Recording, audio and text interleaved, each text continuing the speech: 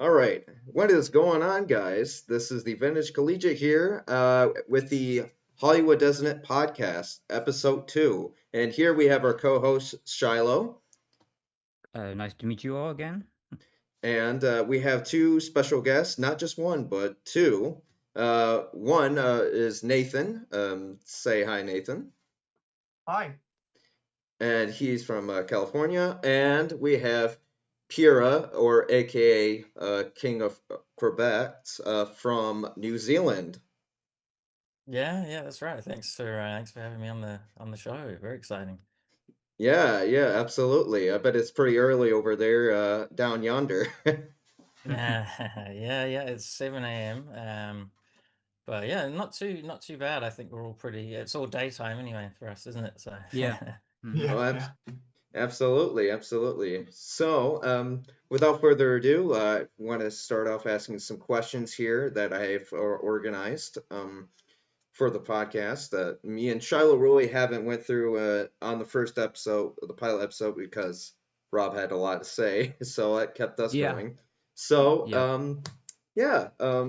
So, with a question that I had in mind is very controversial for everyone, I think. It might not be, and it might be for some. Are belted backs overrated? Belted back suits overrated? Oh. This is a very intense question here. Yeah. Oh man. I mean, they are really cool, but I think you're right. I think that they're overrated. And yeah, I'd say the same sort of. I mean, we all love them. But hmm I think like in any hobby, especially with something like vintage menswear, you tend to gravitate towards the extreme end of the spectrum as far as the look goes. And yeah, I mean, they weren't super popular or super. I mean, there was a lot of them around, but generally you didn't see a lot of them. But we sort of gravitate towards it because it looks flashy. It's the same with like the pleated patch pockets and the Mm. crazy lapels, and we tend to always want to go to the extreme because it looks cool, and I think we're all trying to impress each other, aren't we? So yeah, yeah, Yeah, yeah, and I mean, it's all showboating. I just think that like original vintage ones though are it's like it's way too overpriced most of the time. Some could be very damaged. And I'm saying this as a bigger guy, so my stuff is much harder to find. But when it is found, it's like a crazy prices that it would just be better just to have one made. Like it'd be much better to just have one made than try and get an original. Yeah. Yeah, Yeah. absolutely. And I mean, I really like them too. It's just they're kind of held up as like the golden standard of, even the repros. They're like held up as the golden standard.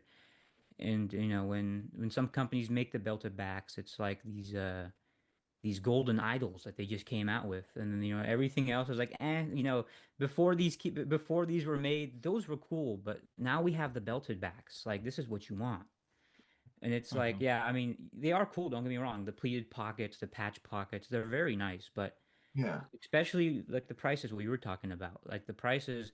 Like, I mean, the same thing we were talking about in the last episode, the Hollywood jackets, the 50s ones, the ones that are like, the typical Elvis style ones that do have the pleated patch pockets. It's the same thing, $2,000 for one jacket, and you can just Yeah. get one of those remade. Yeah, even for like 70s belted backs. Mm-hmm. I see them go up on eBay for still big pricing for basically a not very old suit, not even the best cut for a belted back. Like Probably polyester. yeah, polyester Wonderland. Yeah. Yeah. I mean, I've only seen a few belted 70s belted backs. I might have seen one on eBay that looked almost like a 1930s one. That was a 70s one. But I have one. That's mine. I got one for $10 at the thrift store, but people will sell them online well, for and I two tell hundred, people, three and hundred I dollars. tell, and I tell my taller audience. I mean, if you're, I mean, I would say over 6'3", maybe you could pull it off. But somebody that's like my or maybe Shiloh's height, it looks goofy. I mean, the proportions are off. The buttoning Yeah. point's way too Yeah. low. The belt, the yeah, the halfback is sitting way too low. Yeah. It's just not cutting it. Yeah, I think yeah. one For of mine, for mine, oh, they carry did it on. right with the belt and everything. They did it right. It's at the right height and everything. But the shoulders are like way too big, and of course, really low Mm. buttoning point, and it's like it's so it's awkward. Yeah, Yeah. does it have a boutonniere hole too, or no? Um. Yeah, actually, it does, and it has pleated pockets. Oh, it's, yeah, because most of the '70s ones they completely skip that. They have flat lapels with nothing on them.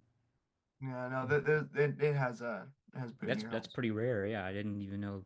I mean, I've seen a few of them, but it's just hard to find them. Yeah. Mm, Does it yeah. have a vent in it?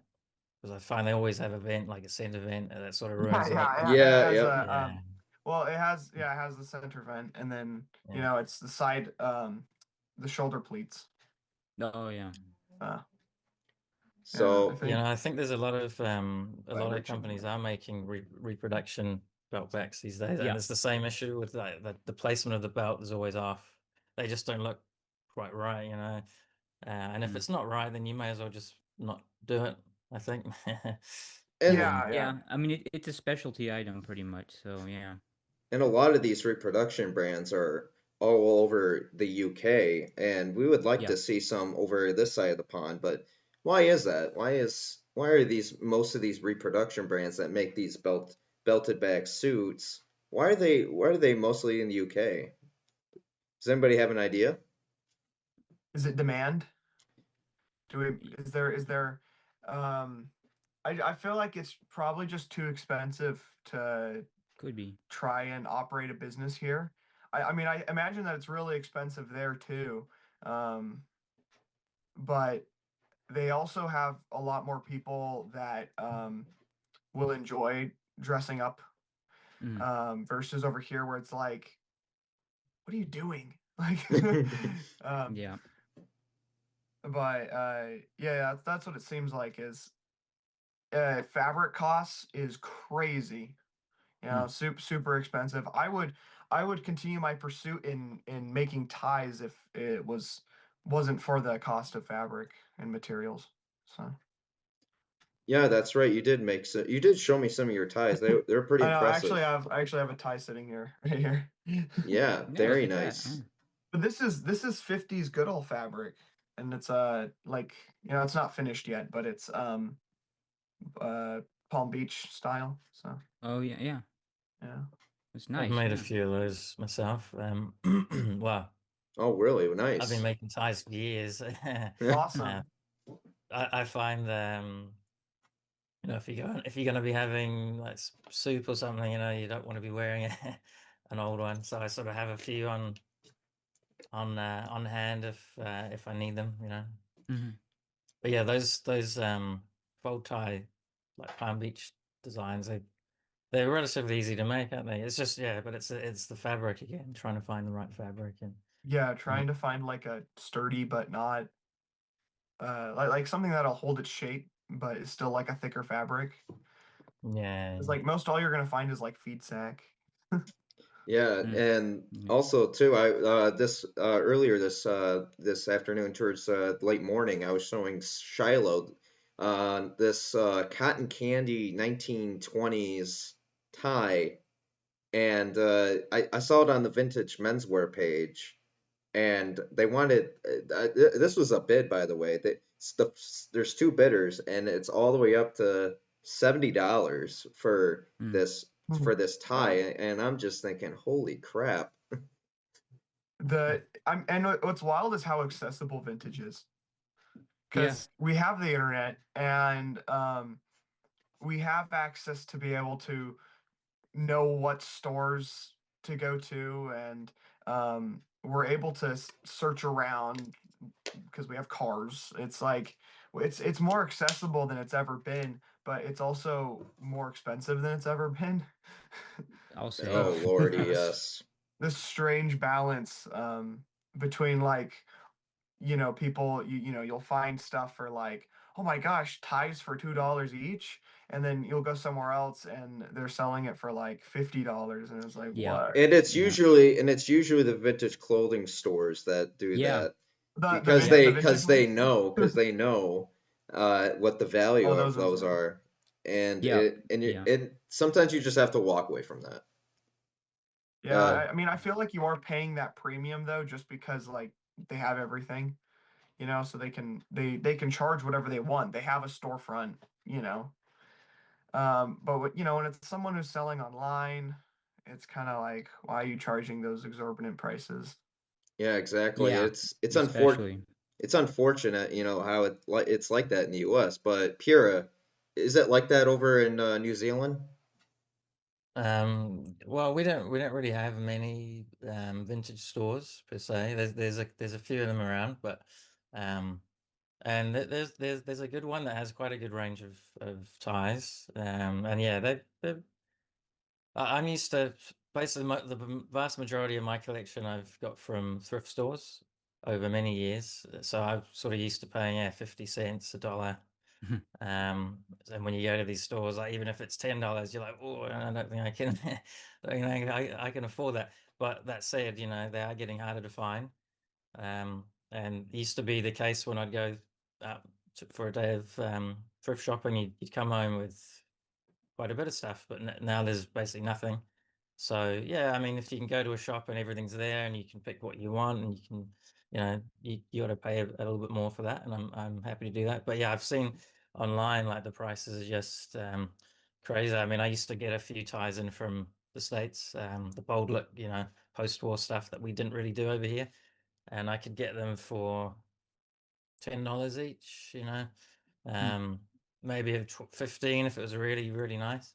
And now in New Zealand dollars, they're up to $100 Oh each. yeah, So yeah. it's Wow. it's very interesting to see, and I think the ties are a good um, point to look at because it's indicative of a great, what's going on with suits and everything else. Oh yeah, Yeah. Oh yeah. yeah. I If a mean, I'm tie like, can Well, jump because up that I'm much. a firm believer that I mean, you can even wear a suit that looks that is modern but looks slightly vintage, and it's the tie that makes it.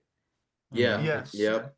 You can wear it yeah, and as it's you can wear it as everyone hokey. can wear the vintage tie, but that's where it is like, oh, the suit pricing ranges so much that yeah, Oh it's yeah. easier to judge what's happening with vintage pricing with ties. So yeah, yeah, yeah. and that too, and it's also like that's very true here in terms of what you were talking about the ties in New Zealand, but I think it's like true, especially in the States, just for general vintage. The reserve out in the wild pretty much has dried up. It's all, being sold online. It's being sold by the vintage shops, and because of that, all the prices are up.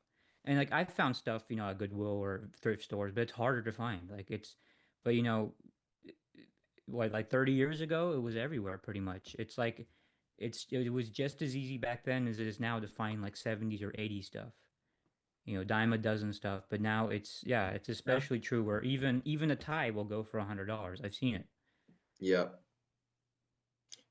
Especially if Yeah. it's Palm Beach or something. Oh yeah, Um, especially. Holy crap. Oh, I have one Palm Beach tie that I always wanted one, and so I shelled out quite a bit of money for that a few years back. But I'm yeah. happy with that. I'm not gonna go for Yeah. that. Yeah, I don't even have one. The one I have uh, was one that was already like on the out, and it was given to me so I could copy it. Hmm. So Oh, that's how I was able to make these ones, was being able to copy it basically. hmm. Oh yeah. Yep, definitely. So No, yeah. and Maverick, you brought up a good point earlier. I mean, it's kind of how we got started with the tie thing. And it was kind of a question that we had before that we kind of glossed over, or a topic rather.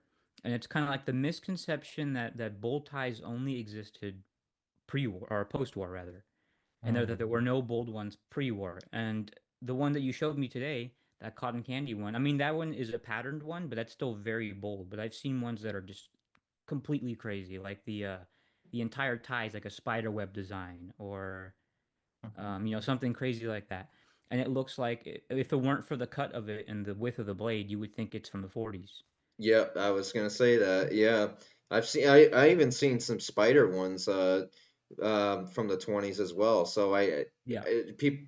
some of these people will say, "Oh, bold ties were only 1940s," and we've talked about No. that, and it's not true. I mean, we've seen Yeah, it. I mean, even those back then too, they were using these, experimental fabrics, and some of them were kind of reflective. Like depending on how you angled it towards the light, it's like shiny in some spots because they used what's the word? Almost like satin like, materials. And Yep. especially in the 30s, like in terms of the bold stuff, there's a lot of bold 30 stuff, even in Europe.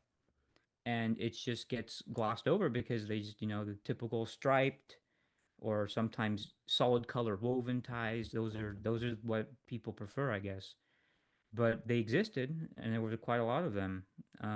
Even on eBay, you go on eBay right now, you can find a ton of them, and they're labeled as 40s, but you can tell they're like 1938, 1939-ish. Oh yeah, Yeah. even some of the brocade ties are pretty bold. I Yeah, like that green one that I bought in Iowa. That was yeah. probably I'm like, man, this is a pretty bold one. That one that looked like marble. Yeah, oh, no, there's another one that had it's like kind of like a pastel green colored one, Mm, but it's a really nice brocade, but yeah, it was pretty bold one. yeah, yeah. And One I of mentioned the it in the last episode too, but they had tie-dye ones too. I've seen those in antique stores and Tie stuff. dye. Whoa. Yeah, there's Yeah. tie-dyed ones. Yeah. I've come across. I've got quite a few in my collection that are very 70s. Paisleys were very Oh, popular, obviously, and some pretty yeah. crazy color combinations that you would think, yeah, were straight out of the 70s, but yeah, much earlier, 1930s. Yeah. Yeah, when Um, I Yeah. saw that one tie-dyed one, I thought for sure that was like 60s or 70s. No, it was I think it was mhm. probably early 40s. Yeah. Yeah. I mean, that's the thing we sort of lose in old photos and videos, generally being black and white. You don't get those Yeah. colors coming through, and one of the popular sort of tie designs of the early 30s were like the animal prints, like zebra print, and I've seen like crocodile skin shirts, not obviously made of crocodile skin, but like with a print on it Yeah. from Oh Ooh. the wow. 30s, I believe, and like some crazy, crazy stuff. Yeah.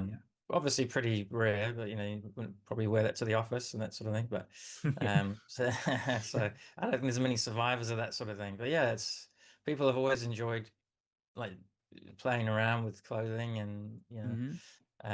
it wasn't all, that's the thing again, the black and white photos. I think everyone has this very black and white monochromatic view of the past, and you Yeah. really miss out Yeah. on all the flavor.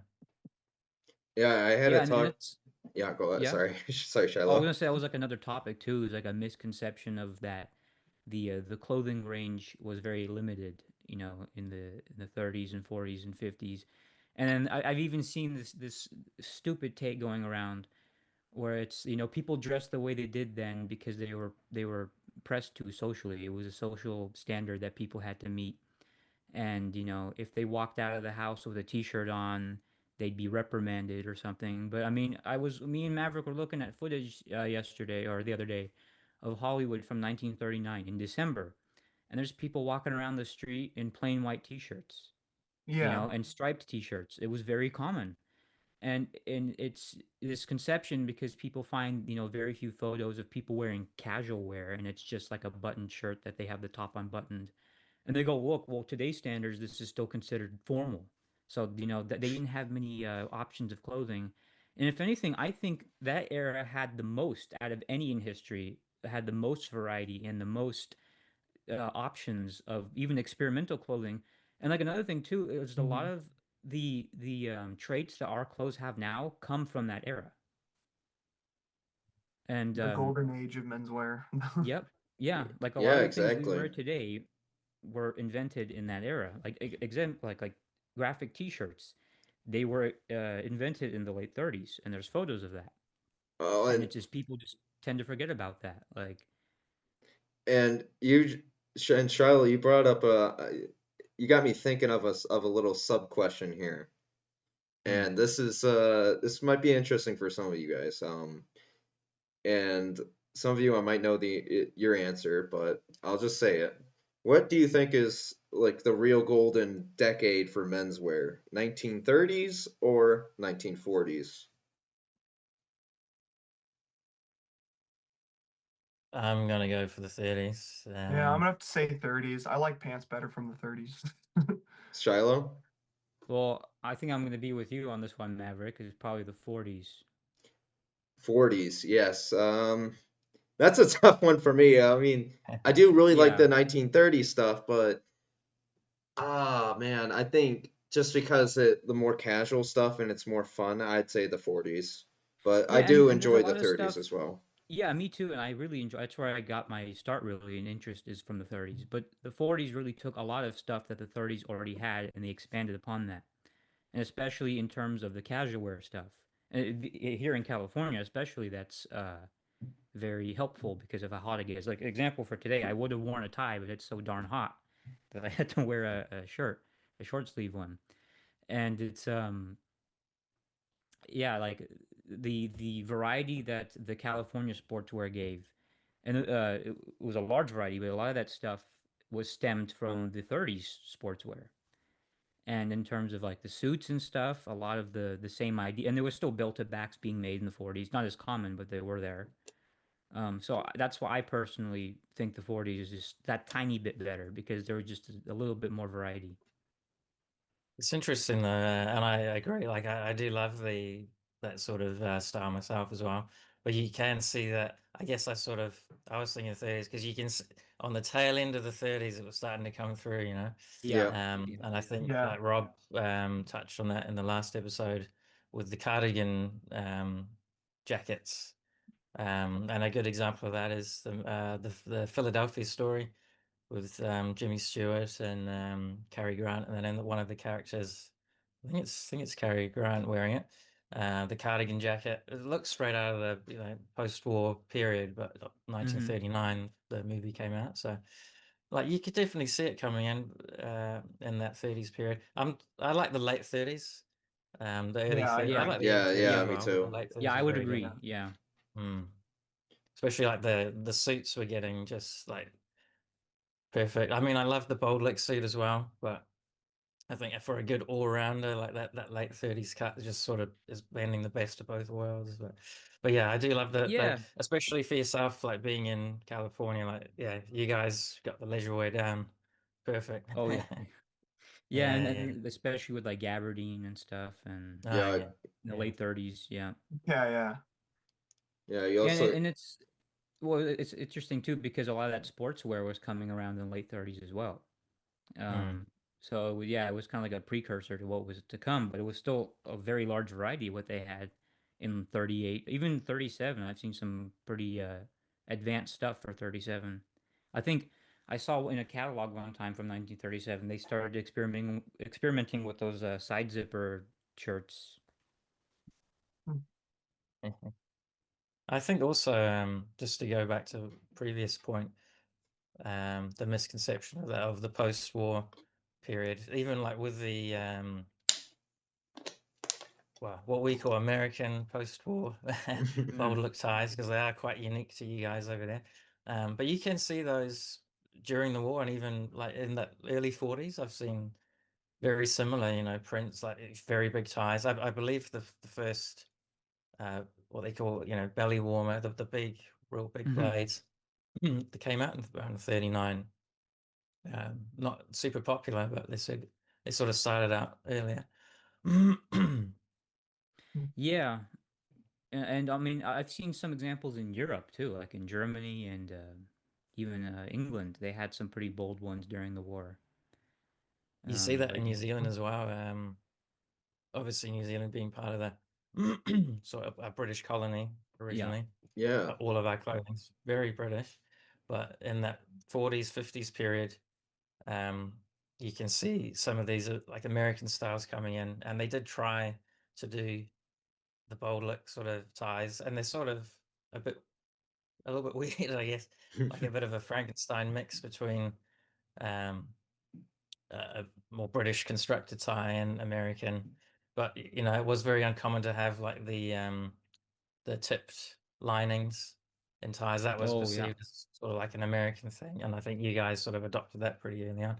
But that was like a luxury feature. So you'd see that in these like American ties, and they try to go really big with the blades, and they're pretty cool. But yeah, it's interesting to see like how different countries experiment with other sort of styles and But yeah, I think we talked about it, Maverick. There's a very distinct sort of flavor to each country. Like they were all doing their own thing. They're Oh all yeah. unique. You can sort of point where something comes from just by the way it's cut or the look of it. Well, and like I owned a 1940s German suit, and I'm Yeah, I thinking, was what's gonna the mention. yeah, and I look, and like Yeah, the lapels are so thin. I mean, not like 60s thin, but they were pretty thin. And I'm just thinking maybe it's just a custom made suit. Maybe the guy just wants them skinnier. I don't know why. But I've seen quite a few German suits from the 40s that were more skinnier, and I'm thinking they almost look like 50s suits or something. So, I asked one of my German buddies, I'm like, why don't you guys go for 1940 stuff? They're like, oh yeah, the lapels were too skinny, or it wasn't a good time for Germany at that time because after the war, and they didn't have a whole lot. So, and I can understand yeah, that, and that's probably why they prefer more 30s German than yeah, 40s. Mhm. I imagine the quality would be pretty awful for them during the 40s too, with what was going on. So, yeah. Probably towards the end of the um, war. Yeah, like 45, yeah, yeah, 44. Yeah, that's probably why they're so skinny. They didn't have any yeah, fabric to yeah. That's Yeah. use. actually that's probably yeah. I didn't even think about that. Yeah, All right. So, and here's another question I came up with. And I know I don't think anybody here does this type of decade of clothing, and I know some people really like it and just stick with it. But what are your guys' thoughts on Victorian and Edwardian clothing? Any takes? Uh, I quite like it. I mean, it's I wouldn't wear the thing with the Victorian and Edwardian stuff. It looks really good. I mean, I love the you go further back too, like Georgian sort of period and it looks Regency period. It looks cool, but you wouldn't be able to wear it today. Well, you could, but I mean, there is some people that do. But I think the cool thing about the era that we're into, it does sort of seamlessly blend in with modern. But well, no, maybe not seamlessly, but it's very similar to modern clothing. You can sort of get away with it. But that's the one thing that would put me off.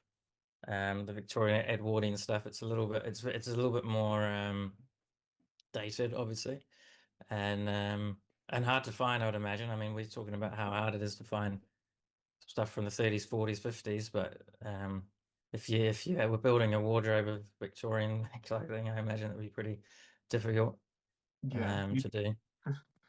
you just have to make everything. Yeah. yeah, Yeah. yeah, You have to be your own seamstress. Yeah, yeah, yeah, exactly. Well, that's a tailor. Yeah, I couldn't do it. Too narrow. Everything too narrow. That's yeah. that's that's how I have to I describe it. think I think mostly during the late teens. I mean, you wouldn't even Yeah. call that. I don't even know what you would call that That would era. be Edwardian-ish. Yeah, towards Edwardian-ish. Yeah. towards the Yeah, late 1910s into the early 20s, that style where you saw where the yeah, jackets got more of an hourglass shape, and the trousers were a lot more close fitted, and you can see like how the trousers like the inseams fit. It's more up towards your ankle instead of yeah, draping down. And yeah, and that was the style back then. And I've only seen a few people pull this off. I'll name one guy, Luca Vintage from the Netherlands. He does he pulls that style off so well. And there's another guy in California. Um, his name's Hector. I know Yeah, Hector.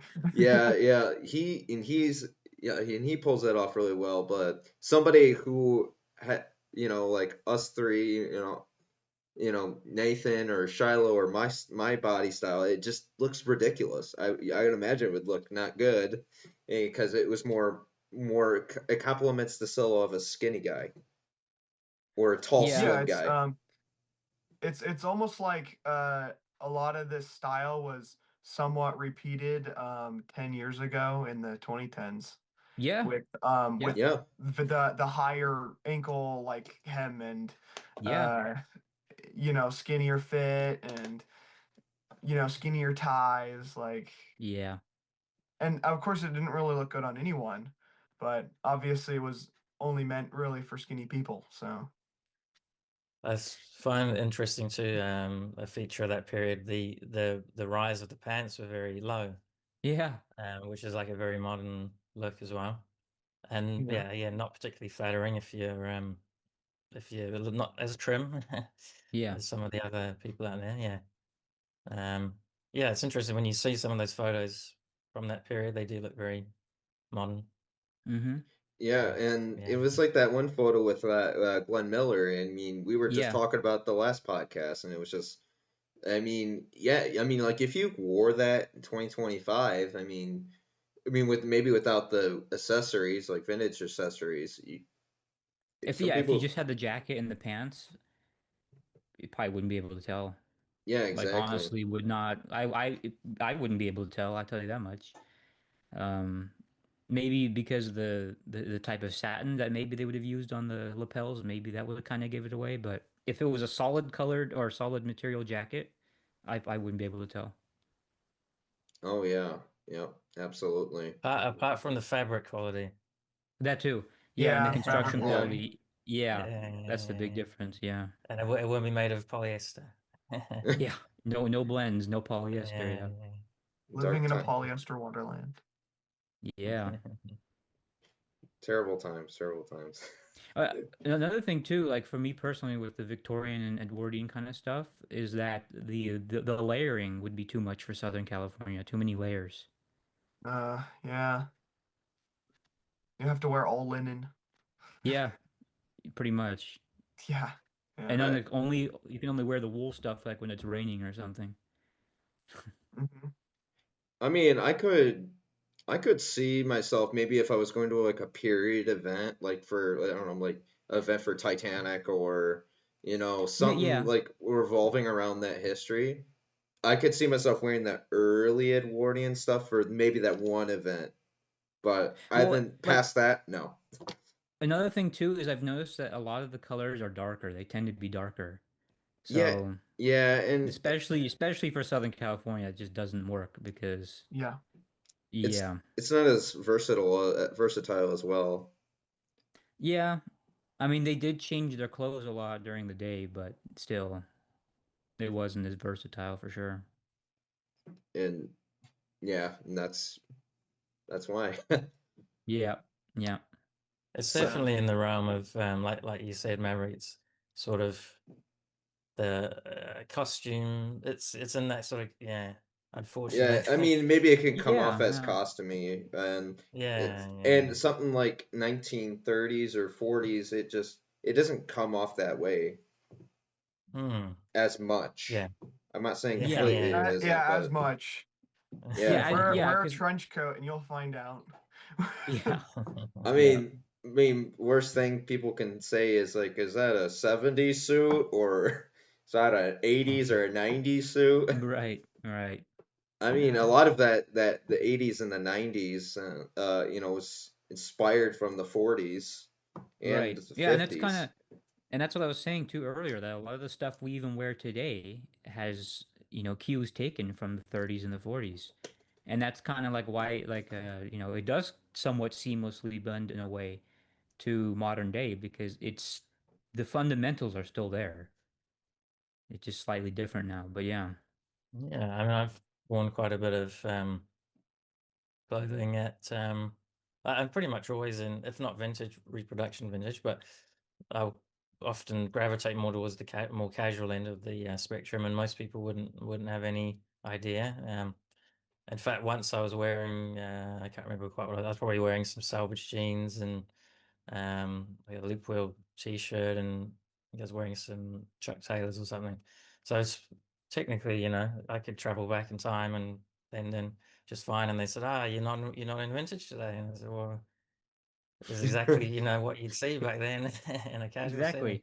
Yeah. Yeah, that's another thing too, is like Vans, like the classic Van shoes. Those are older than Vans. The actual shoe design came from Sperry, and those have been Yeah. around since at least the 30s. And there was people I've seen photos of people wearing those shoes, especially in the 40s. So those technically are, period correct. Mhm. But yeah, Yeah, Yeah. and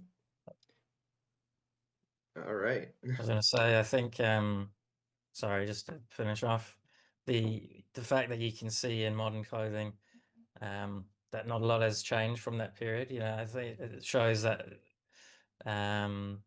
we reached the sort of perfect, you know, designs, if you will, back then. And if it's not broken, why fix it? So, you know, you see, yeah, that has run through over many years.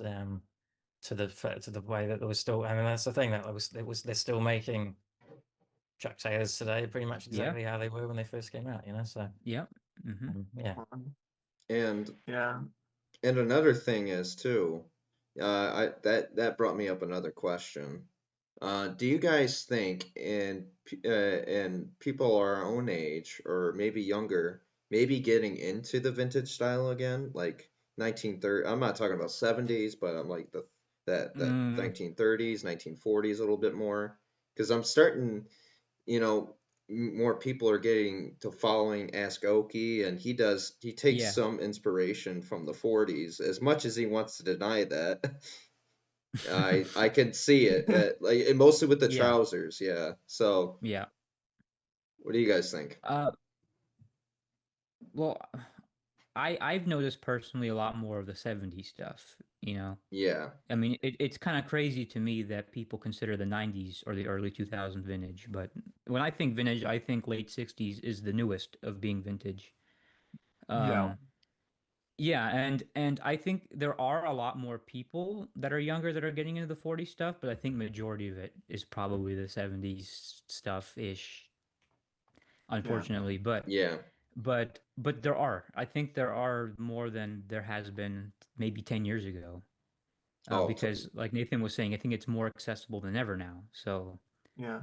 I mean, th- antique is supposed to mean like 100 years old and older, and then yeah, vintage is supposed to be 50 years and older, which in this case does, I guess, include the 70s.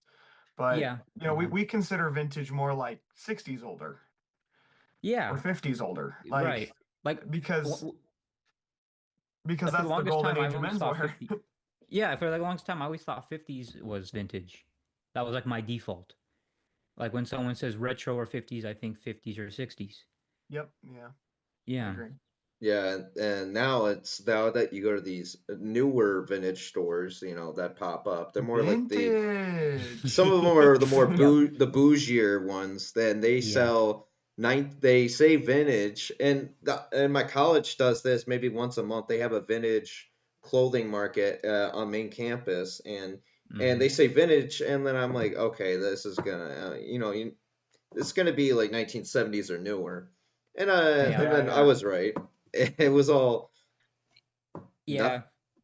You have no Vintage idea. 1990s distress. Yes. $10,000. 10. You have no idea how many times I've been disappointed when I find a new shop and it's like vintage clothes or whatever. That's whatever the name is. It says vintage in it, and I walk in there. It's exactly that. It's 90s stuff, 2000s. I'm like, what is this? Like, this is not vintage. This is like, somebody found this in their closet and said, let's give it to the shop. Why not? Nineteen Uh, nineties Carhartt, $500. yeah, exactly. Stole this off of a homeless man. Yeah, $2 million. yeah. And I The know hospital got rid of his clothes, and now we have them. So put him in the and vintage shop. and I know a lot younger guys are getting into the vintage menswear, like what we've been saying. But this last fall, I was on Instagram and I watched these channels that they go thrifting or they have like these big thrifting events or they go to these huge annual flea market events across the country. And then there's like at least thousands of young people or even older people, and then they set up the gate and then they open up the flea market or the event, and then there's just people just running and shoving and pushing and just to buy that piece of crap 90s jacket. Yeah, And I don't know, like it's you're just it feel like all human rights just go away soon as those. yeah, yeah. I don't know if you guys seen that, but I have, No, and but I'm it doesn't surprise me one bit. And I I went to an event where I just had barely missed it because I came after opening. But from what I was told, all the like basically all the resellers, because it's just resellers that were there because for that day basically, and all they did was rushed in there and instantly went to this one booth that usually is known for having things for less, and all they have is like 80s 90s workwear, maybe a couple 50s things, and they were like getting in physical altercations over this one booth where there's all these other booths here at this event, with like actually older stuff, and it's just sad to see, because then you go up to them and it's like, wow, this shirt is really really beat up and destroyed. Like, maybe they don't want very much for it as just a collector in the area, and it's like, how much do you want for this very damaged shirt that I would have to do a lot of work on? And oh, like $450. Oh, Oh, Yeah, well, I've the, seen. I was going to say the strange thing is that the clothing that's fetching such high prices is not very old. That you Yeah. would presume there's quite a lot Yeah. of it around, and yet it's already at that point where it's reaching astronomical prices. Like, it sort of makes sense for our stuff because it's so old, 80 Mm-hmm. years old. There's not a lot of it, but if it's from the 90s or 2000s, then yeah, it's very strange that it's already just a trend, isn't it? It's like a viral trend Yeah. thing. Everyone's in on it Just a and trend, yeah. artificially inflated prices. Yeah, but that's why it just blows my mind because it's not even like 20 years old and we're already reaching prices that, vintage stuff, like real vintage stuff would have been. Yeah. Yeah. but Imagine what it I would be actually like had for them in another. another 50 years. It'll be Yeah, exactly, or us. if you're Yeah. into the 90s stuff, yeah. Yeah. There was a question that me and Maverick didn't get to last time in the last episode, and it was, what are your opinions on flat-fronted trousers? Ooh, mm, that's good. Yeah, I like pleats better. Yeah. But I mean, I have uh my one of my three-piece suits from the 40s is flat front, and it's always weird because it feels weird and different, and it's but what it does is it silhouette wise is really good. Like, it's great. It really slims a fat guy down. But pleats can also have the same effect if they're done right. So Hmm. it's kind of debatable. I think it's just more about comfort, really. Yeah. Yeah.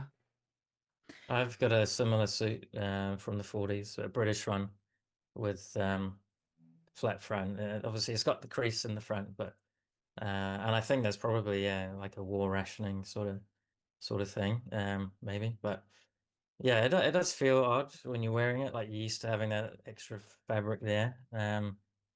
So yeah, the pleated front, it's sort of a little bit more roomy, little bit more comfortable. But Yeah. yeah. it depends what it is, if it's part of the history, or if it's obviously, more casual. I guess you could get away with it. Yeah, because Yeah. when I sit down in those pants, it's like, wow, this is the whole thing that I was trying to get away with vintage. Exactly. And now I'm right back at it with the like tighter feeling pants. So Yeah. Yeah, and like the whole war rationing things, which the flat-fronted stuff in the 40s probably was a result of. That kind of stuff reminds me of like when the U.S. Treasury stopped using in 1943 or whatever for using copper in the pennies, so they had steel ones. And it just kind of yeah, reminds me of that because it's like a remnant of something they had to ration, they had to stop using for the civilian market. But I mean, in that regard, it's pretty cool. But in regards to functionality and stuff, I prefer the pleated ones. And it's weird too because I've seen pleated ones that, I mean, flat fronted ones that have cuffs, and then other ones that don't. And like me personally, the might only have pants, cuffs. Yeah. yeah, the Yeah, we only all like our trousers I will cuffs. wear that are cuffless are the ones for the dinner suits, the tuxedos, because it's meant to be like that. But other than that, yeah, they got to I have a think cuff that's for me. sort of a universal thing. People are, again, going back to your last question with people getting into sort of clothing fashion these days, the younger generation, they do love they sort of discovered the pleated pant again, Yeah. and they're enjoying it, you know. So it's a practical thing. Oh, Um, yes. Yeah, speaking of which, Hmm. I went to a Jimmy John's, I think last week during spring break, and I went and got a sandwich, and then there was a guy there, and he was wearing like these night, they're not, I don't think they were true vintage ones, but they could be, or maybe just 80s ones, but he was wearing pleated trousers, like they were like tweed, and like he was just like wearing them on the waist and all that, and then I look and I'm, wait, is he wearing like nicer trousers and all that? And I'm like, it just threw Yeah. me off. And I had to say something to him. I'm like, hey, I really like those trousers. I'm like, you don't see so many people wearing those nowadays. He's like, yeah, thanks, man. And it's just something that, it's like you see people dress up, and then if they catch certain details and you see them, it's just like, I don't know, it's just like a highlight to you, and it's just like, oh Yeah. my God. It's like I get to see somebody actually wearing them out in the wild, and they're not part of like a Hmm. vintage community or something. Yeah. Yeah. There's surprisingly, I've noticed personally at least, there's a surprising amount of full cut, pleated and cuffed trousers that you can find at thrift stores that are from like the 90s. Yeah, Because that's true. yeah, because a lot of that stuff came back in the 80s and 90s. The bold shoulders, the wide lapels, and they look pretty close to the 40 stuff. Like some of it's pretty like unmistakable.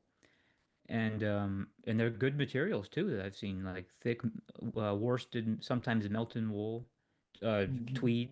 Yeah. Yeah. Yeah. I mean, I have a couple pairs, I think. Like I have these like almost goldish ones that totally look like 50s pants. Like they're cut like 50s pants, they drape like 50s pants. And then I have a pair of linen pants, and the legs on them are like they're incredibly wide. I think they're probably the leg opening's probably about 11 to 12 inches. Yeah. Oh Yeah. wow. And they're linen dress pants, so they make you feel like they're 30s. Like Yeah. it's crazy. I found a pair. Mine are 12 inches. The leg opening. Yeah. Also Yeah, linen. Yeah. Very super wide. wide pant.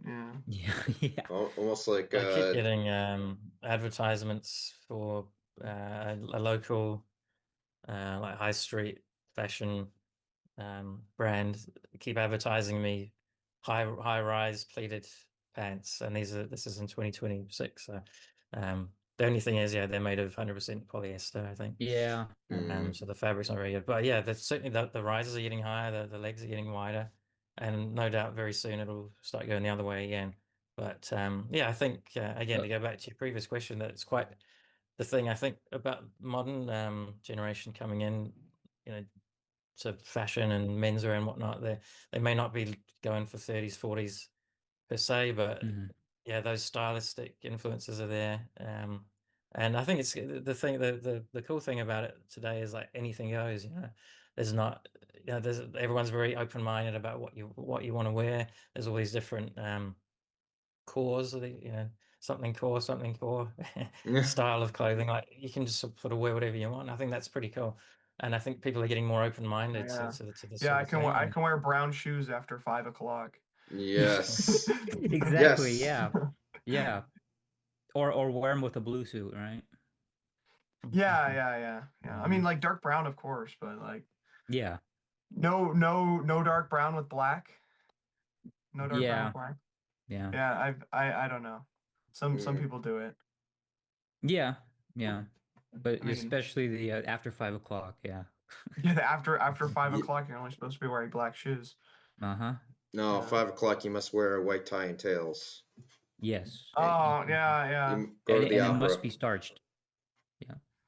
And go to the opera. Yes. Yeah. Because that's what everyone did every single day in the Yeah. the 1960s. Yeah. Yeah. Yeah. Yeah. You weren't there. You wouldn't know. Yeah. Yeah. Yeah, how would you know? Yeah. You weren't there. Oh yeah, I wasn't there, so I Nope. don't know. Exactly. Yeah. All right. But, So we got that out of the way. I'm looking And for some other questions we wrote down oh, here. and I got some pretty. Oh, I got. All I right. got a good one. Okay. Worst. What is your guys' opinion on the worst era for menswear?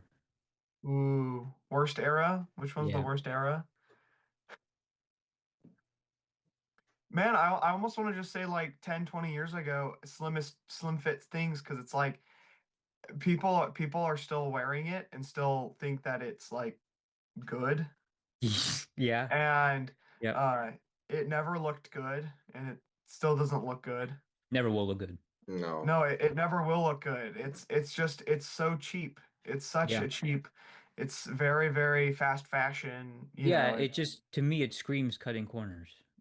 yeah, it's all cutting corners. It's there's no like it was made, overseas, and basically all they did was like assembly line, like Yeah. like there was no like real care for it, and it's just, Yeah. they kind of just took some polyester and hope for the best. So Hmm. Well, it's Yep. quantity over quality. Yeah. Yeah, the whole fast fashion sort of thing has gotten way out of control, hasn't it? With the way it is now. And yeah, and that's the case with a lot of things nowadays. yeah. There's no like pride behind what's being made. It's just just being pumped out. And then the next season, how many seasons do they have for clothing? I think like 24 or something crazy. What? I didn't Apparently, even know like I didn't that. know that. it Yeah. just No, keeps I on well, growing and growing. It's like, I mean, they they're expect you to saying buy it and then get rid of it. they're saying that Yeah. there's enough clothing on the planet right now for the next 6 generations. Yeah. Wow. Yeah. That Wouldn't which is surprise me. That's which is insane. pretty crazy for so that's like that's six generation. There's so much clothes that's not even being worn. It was just something that someone saw and, in front of their face and on their phone, and was like, wow, that looks nice, buys it, wears it twice, and, If that. either throws it away or gives it to a thrift store to make it harder for us to find cool stuff. So Yeah. Buries it. Yeah. Yep. Yeah, the quality is so terrible now. It does feel like something you get like a costume Yeah. shop. You know what I mean? Like Yeah. Mhm. it wasn't made to wear for very long at all. No. There's the I. Yeah. expectation that you will throw it away before long. Yeah. Disposable clothing, yeah, Yeah, I so Yep. mean, I think that's kind of where that's also what it looks like for the 2010s and 2000s, where it's like, okay, so if you dress up, you're wearing a suit and tie, or if you're casual, you're just wearing a t-shirt and shorts.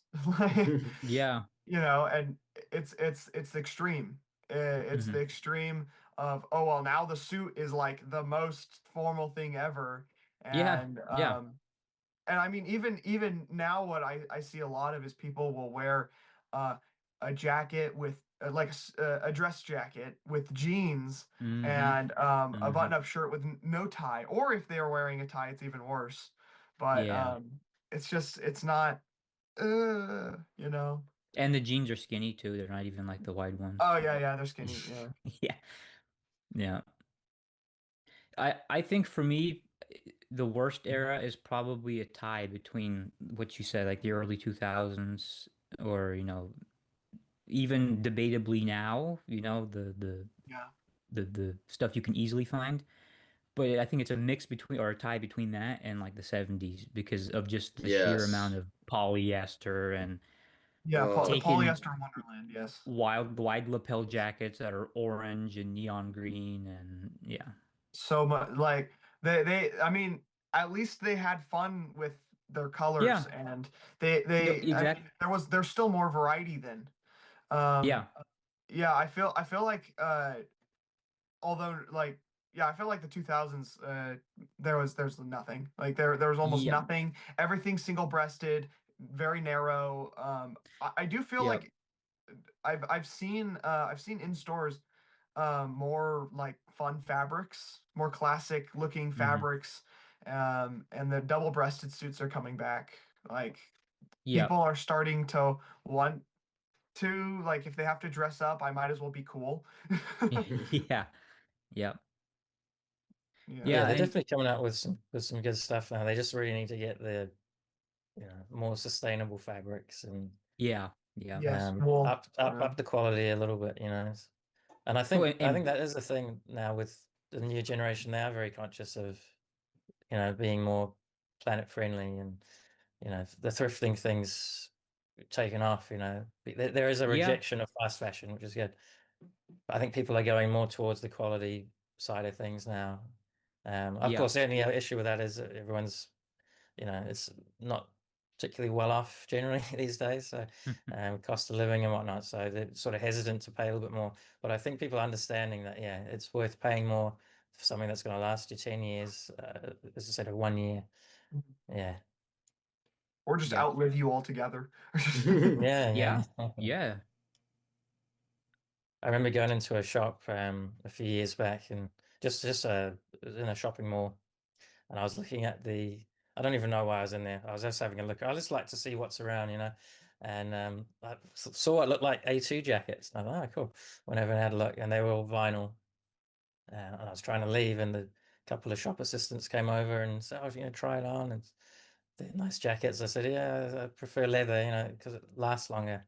And they're like, "What? Why would you do that?" The good thing of this is the selling point. It's made of vinyl. You can throw it away in a couple of years. Buy Yeah. yourself another one. Yeah. Yeah. So it's a very strange sort of mindset, but I think yeah, it's coming around.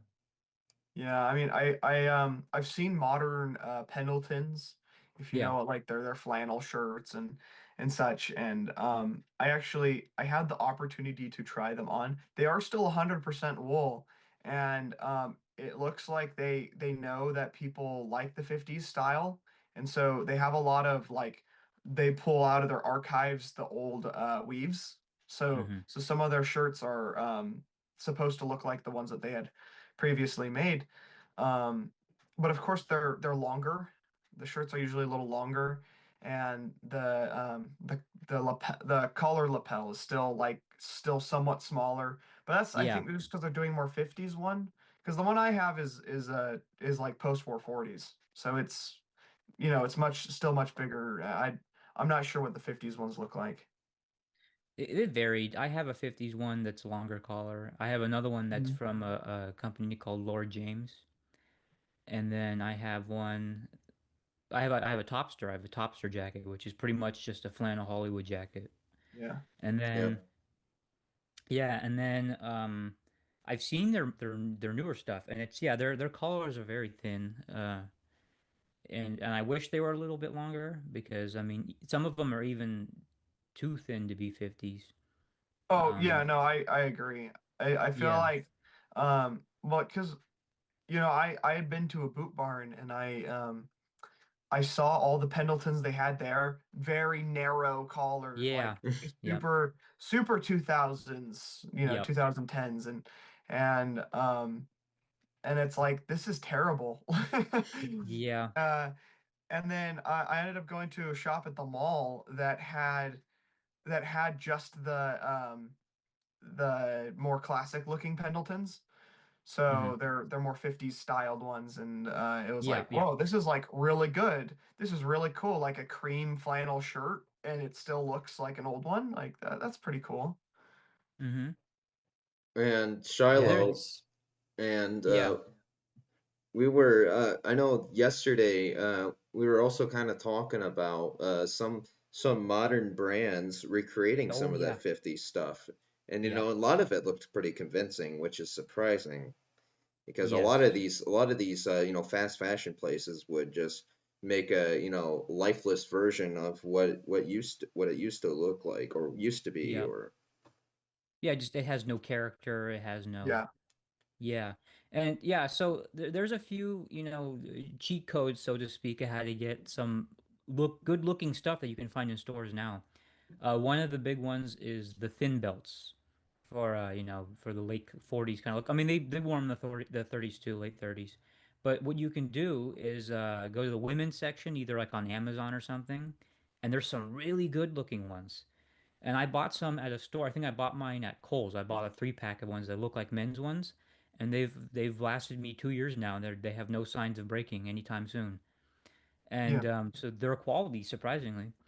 But like those, I've noticed, especially because I just went shopping for some yesterday. Those striped T-shirts that you would see in the 40s and the 50s, they're coming back, and you can find like a lot of, even Target sells some really decent ones. And they're good quality too. That some of them even have pockets, a little breast pocket, which is you don't find that too often anymore at all. And it's like you have to find the right places, but they have decent stuff. Like those shirts that I just mentioned too, they're made out of like almost 100% cotton. So they're very soft. They're yeah, it's pretty much all cotton.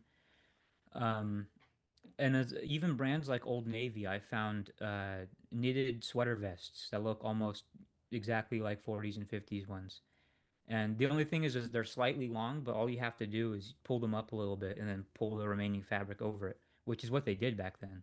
Or they took the bottom ribbing of it and then flipped it upwards, which you can do with those. But like, it's very convincing, and it's and those knitted ones, those sweater vests are 100% wool too. Yeah. That Dickies makes, they make khakis, Yeah, but they make loose fit, and they're cut like 50s pants, like they're yeah, wide cut, and they're high waisted still. It's just people yeah. wear them low waisted, but they're high waisted pants. Mm-hmm. And for them not being terribly like expensive, they make good work pants, I guess. Yeah, Yeah. yeah. And there's very few brands now other than just like the specialized repro ones, but there's some that make wider cut jeans too, denim. Yeah, I know that I think, doesn't Ben Davis do that? I think, yeah. Yeah, Ben Davis makes something called Gorilla Cut, and Yeah. they Yep. look awesome. I think they look kind of like 40s, more Yeah. towards post-war, or even maybe pre. I haven't seen them in person yet, but I've seen photos and they look really good. Yep. Um, and also, I there's a Finicky Fox, which is Yeah, a I little have newer, and yeah, I have one of their shirts. Yeah. yeah, I'm wearing their Oxford bags right now. Oh, cool. Yeah, yeah, that Yeah. super, super. They've got some good stuff. The problem is a lot of their fabrics seem to be polyester. So Yeah. some of it's polyester, some of it's better. You know. Luckily, I have their loop collared shirt, their white one, Mhm. and luckily that's 100% cotton. It's like a Oh, that's gabardine. awesome. Yeah, it's like a gabardine twill or something because it drapes really well. But yeah, I was like very pleasantly surprised with that. The only thing is, it's super hard to find cotton loop collar shirts that are in the 40 style with the spear point collars because they gravitate more towards 50s. Yeah. I'd have to say the 90s is where the shirts are to find, like, if you're Yeah. Yeah, thrifting to yeah, I know try Yes, what and you're yeah. talking find. about. Yeah. Yeah, 100%. because you can find like these really high-end cotton shirts, um, that will be, maybe some of them will be buttoned down, some of them won't be. You know, there's that I don't know. It feels like, and also they're still more boxy and fuller cut, Yeah. like a 40 shirt. Yeah. So that's nice that came back for a bit. Yeah, You I know. still find those. I have a rayon gray spear point collar shirt and it's from the 90s. Yeah, yeah. I think one other thing would be like two-toned ones where they have a white collar and Oh, they'll yep, have yep, white cuffs. Yeah, yep. I haven't found those in a long time, but I found one of those shirts that I have, and it's cool. And then what you could do is you could just chop the collar off and make it a detachable collar shirt, Yeah. and use Yeah. a detachable collar with them. Yep, which is easy So to do, yeah. yeah, it is very easy to do. And so then now you basically just have a really good looking shirt that looks vintage. Yep. Half a part of it is. Yeah, Well, exactly. uh, Yep. well, I Pira, I actually mean, prefer do you I have was gonna anything say I to? prefer So, wearing older. Sorry, Oh, probably a bit I of know lag it's. I between don't know my if it's the delay, headsets but there. it's like you're talking, Um, and I'm like, oh, whoops, I'm sorry. Yeah. Go ahead. What were you saying, Pira?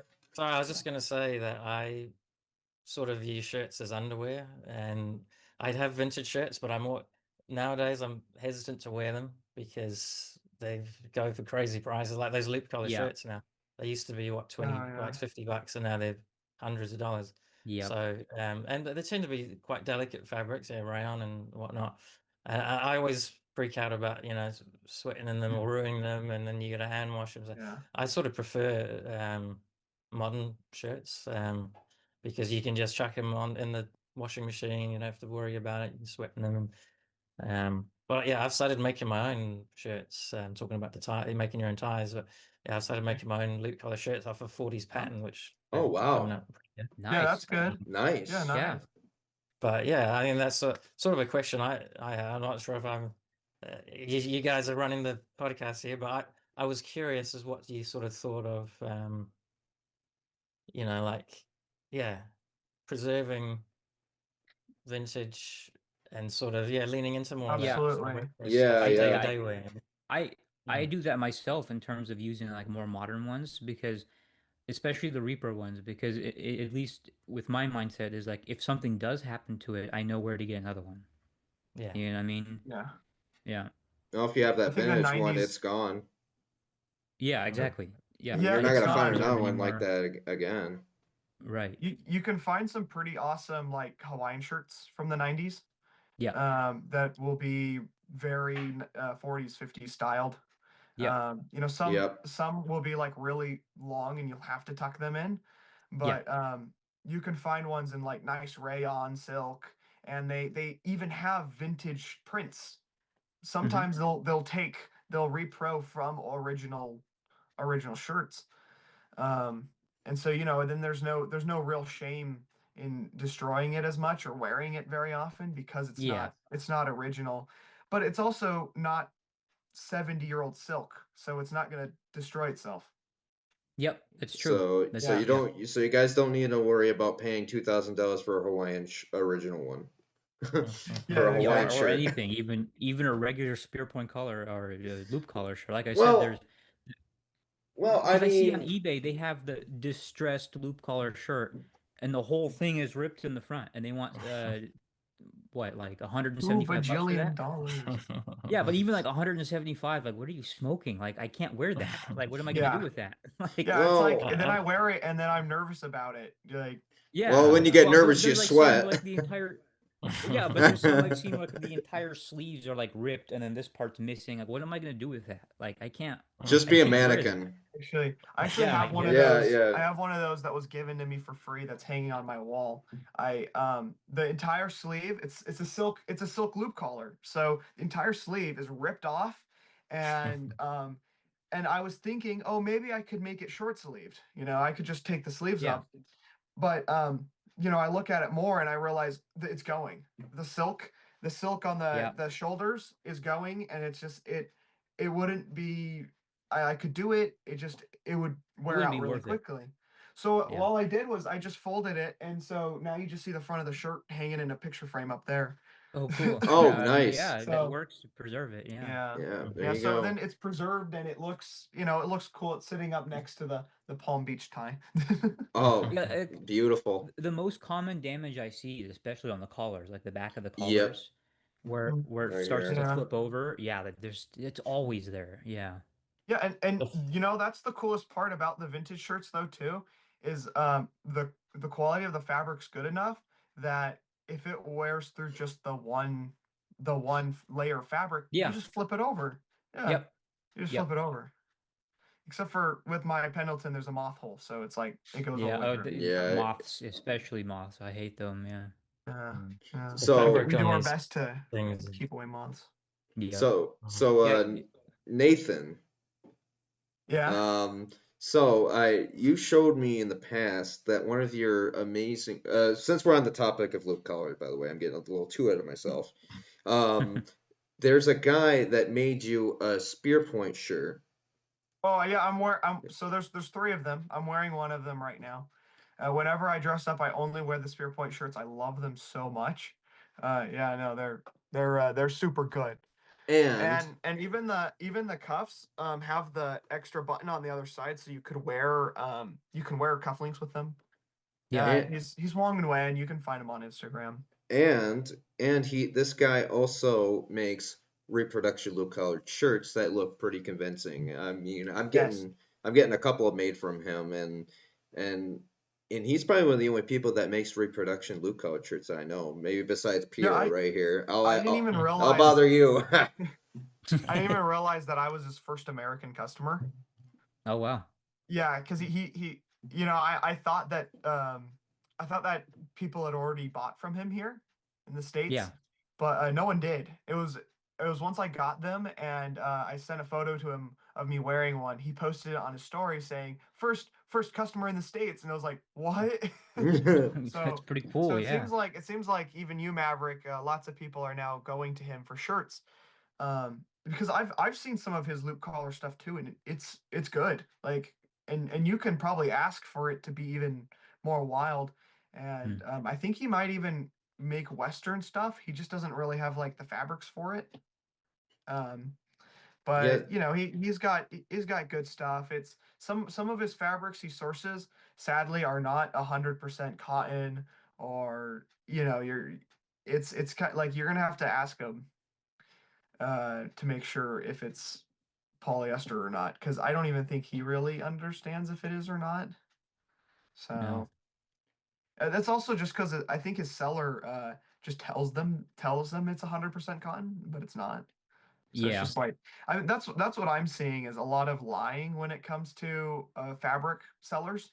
yeah. Like even the Hmm. finicky fox pants. The ones I'm wearing right now they're green like herringbone, and they're supposed to be 100% wool, right? They're sold to them as Yep. 100% wool, but they bead, which means there's polyester in them. Yeah. At least, I mean, with the beading and how short amount of a time I've had them, there's polyester. Um, I mean, I ironed them when I first ironed them. the that was when you could even see the polyester beating up, and it was like almost coming off, leaching out of the fabric. Like it was, Oh. it's Oh sad because Lord. it looks nice, and the cut of the pants and the way they make them is really good. It's just when fabric sellers are lying, Yep. it seems like fabric sellers are lying to their customers. Yeah. And Yeah, another I've thing been caught about out with quite lying, a. Oh, yeah. done it again. I'm sorry. Uh, Another thing Carry on. about lying is I see some eBay sellers listing like let's say a 1970s suit or a 60s suit and listing as 1930s or 1940s. Yep. Oh, I know exactly who you're talking about. Oh, And also Yeah. all the fake like Chinese ones where it'll You take like that? it'll like we will recognize them from the vintage community and be like, hey, I know that guy. Yeah. you And it's screwed like me over. this is the exact vintage suit you're buying from us for $70, and it's Yep. like that. I don't believe you. Like it's Yeah. obviously too good to be true. Yeah, I mean, if you're Yeah. paying a good Yeah. price anyways, it must be too good to be true. I mean, it always is. Yep. Yeah, yeah. But sometimes, I mean, I don't know. I've heard from other people that they'll buy like watches, Mm. and the watch will be, um, basically someone will be like, "Oh, it's broken, doesn't work," and all it is that it's a wind-up watch, and they didn't know. Oh my gosh. And so they'll sell like these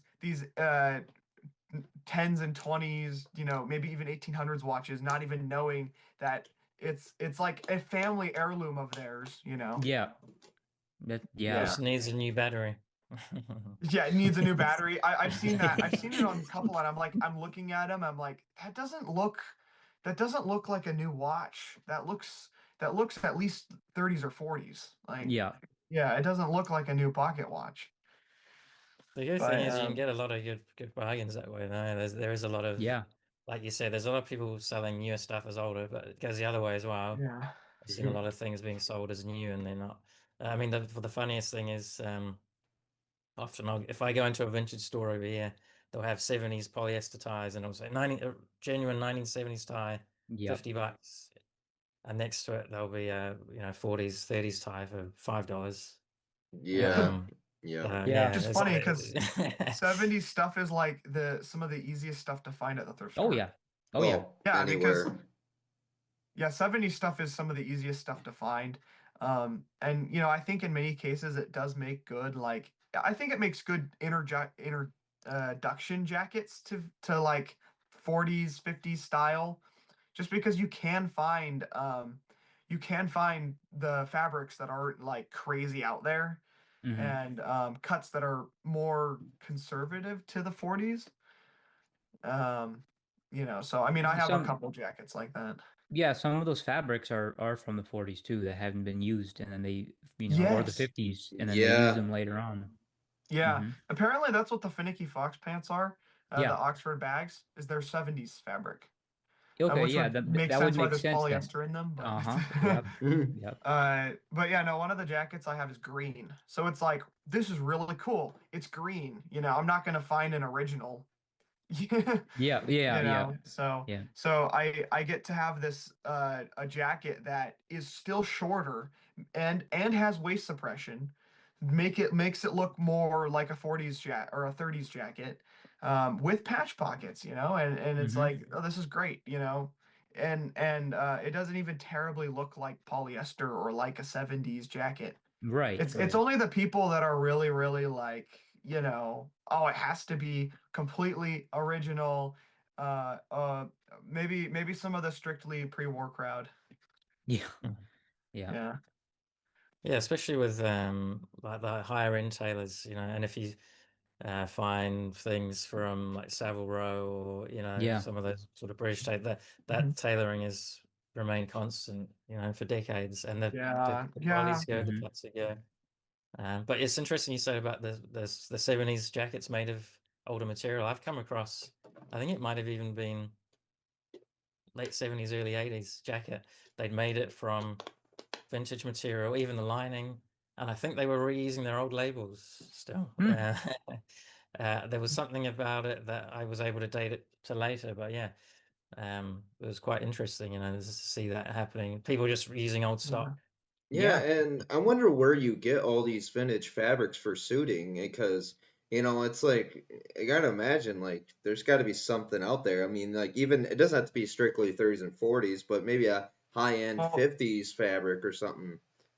You it know, seems kind of like if like a fabric company or a warehouse will go out of business and then another Yeah. one will just buy it, will buy all the fabric, because it's like, oh, now that I'm buying a whole bunch of cheap fabric, and then they're able to sell it as suiting fabric. Like there's still tons of suiting fabric out there. Like there really Yeah. is. There's fabric out there. It's just finding it, and um if any of it goes up online, there's a lot of people that are like, oh, I'm a seamstress and I want to make something that looks like the 90s out of something from no. from actually old fabric, and Yeah. it's kind of sad. And also, hearing people that will buy a whole bunch, will find a whole bunch of vintage ties and like sew them all together into something, Yeah. and To like, a quilt. Yeah. Yeah. well, it's like Oh, it I makes seen something sense like if they're that. already destroyed. If the tie is already destroyed, it's like that's okay.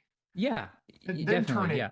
then reuse it. But if it's like, oh, this is an amazing tie, I'm gonna make a dress out of all these ties. It's like, no, Yeah. Well, no. that's I one good thing about seen a them women's fetching such high prices now. Yeah. yeah, It's Yeah. true. Exactly. I've I seen a when I women's apron. Well, I've seen some, I don't know, some lady, I don't know, probably back in the 50s or whatever. I went to an antique store and I seen an apron made out of 40s and 50s swing ties, and they looked brand new too. And I'm like, oh like they Oh. god, weren't damaged at all. no, Yeah. they were pristine It's just like condition.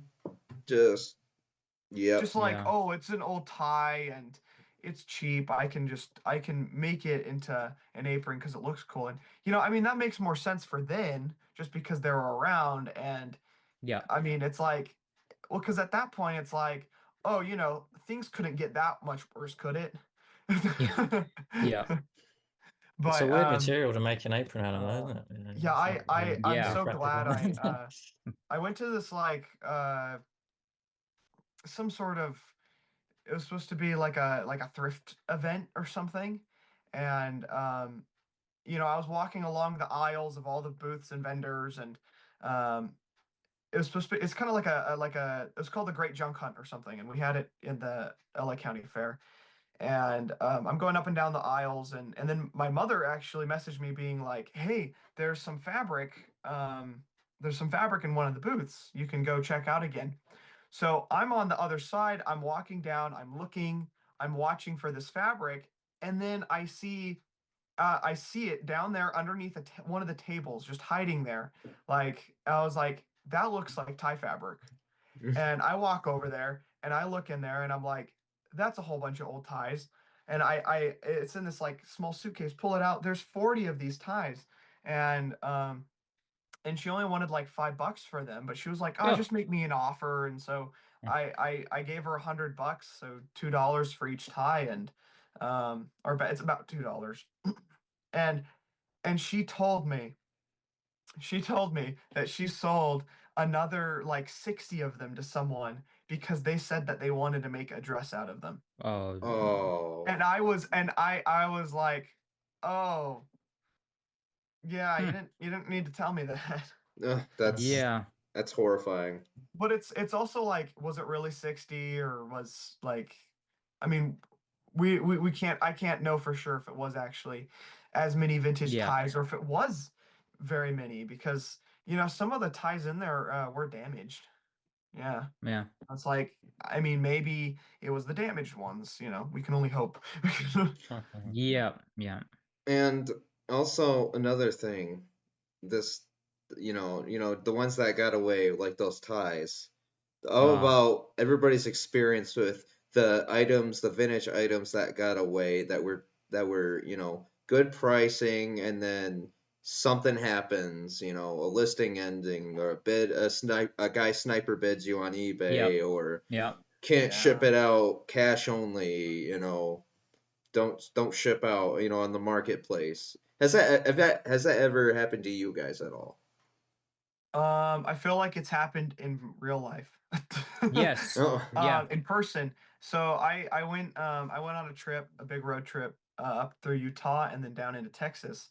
Um, and in Utah, in Salt Lake, there's this place called Decades Vintage. And right now they carry a lot more 70s stuff. But see, they're one of those people that find the 70s stuff more valuable. Mm. So they'll have brocades in there for like $8.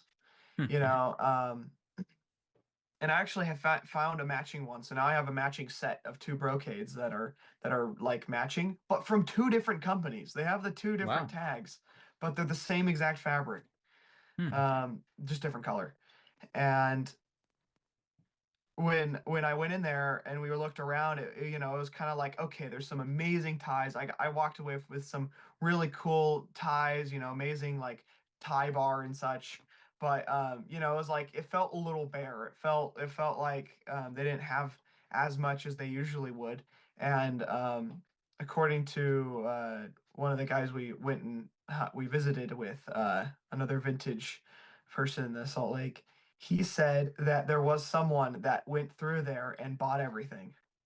Oh, Like it's oh, just, there was a reseller that came in and just like, I don't know what we liquidated it. call this, like scalpers, like, Yeah. Yes. yeah, Yeah. scalpers. yeah, Yes. scalpers. Yeah. Yeah, I mean, because like I don't, there's not like a problem with going in and buying stuff, but it's like buying everything. I got really lucky, that there was a hat hiding. It had a disguise on. It basically had all these like pimp feathers on it. Like some costume warehouse abused it. It was a 40s green fedora.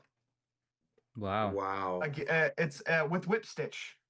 So it's Oh, wow. probably a Dobbs. Like Yeah. I think the style's called Gay Prince or something. That's my dream hat. I'm still waiting to find one. The To problem is find I one got a of very those. large head, so Yeah, and Yeah. and no one would have known because it was like this ugly stuff all over it. Yeah. And it's sad because it did damage it, having to take the hot glue off. Yeah. But Oh, you know, I came out with this hat that, you know, no one's noticed, um, for, I think, don't be mad at me, guys. I think I paid $23 for it. I think You better have a tiny head, or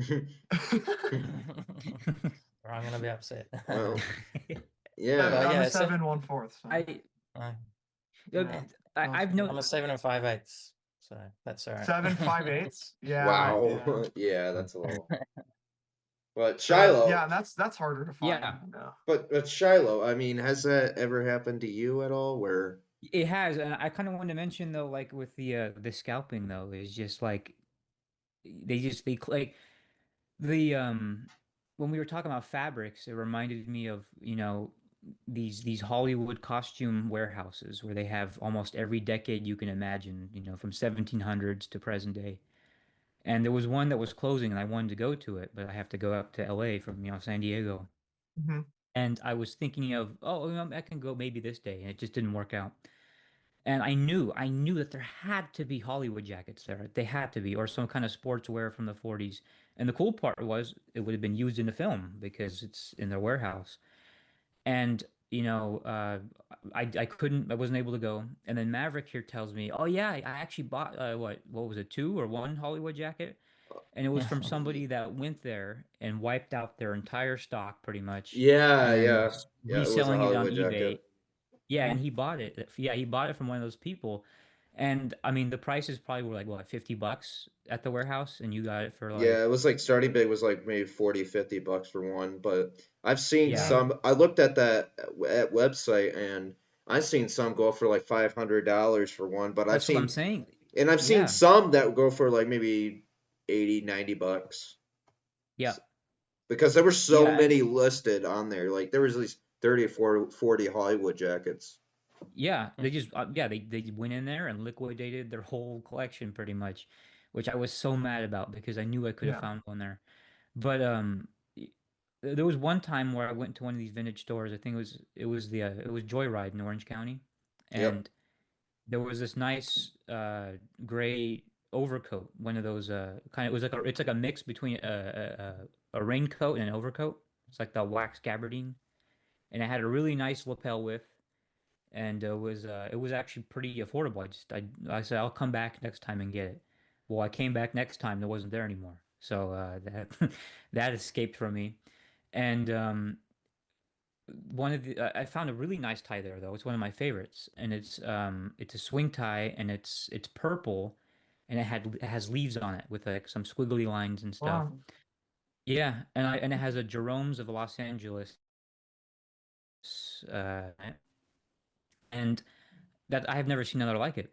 And then I don't know, maybe a few months ago, I was on Etsy and I found the exact same tie except in blue, in deep navy blue, but the exact same tie, different maker. Yeah. And I was gonna buy it, and I said, okay, I'll buy it tomorrow or something, and then the next day it's gone. Mm. So Oh, Yeah, that you stuff got to be in sucks. quick though. heartbreaking. That, and Yeah, that's the thing. Like what you you said do. before. Once it's gone, it's gone. You know, Yep. you got to be Yeah, who in knows if I'll very ever see careful. that print again? You That's know what I right. mean? But at least I have Yeah. one. So Mhm.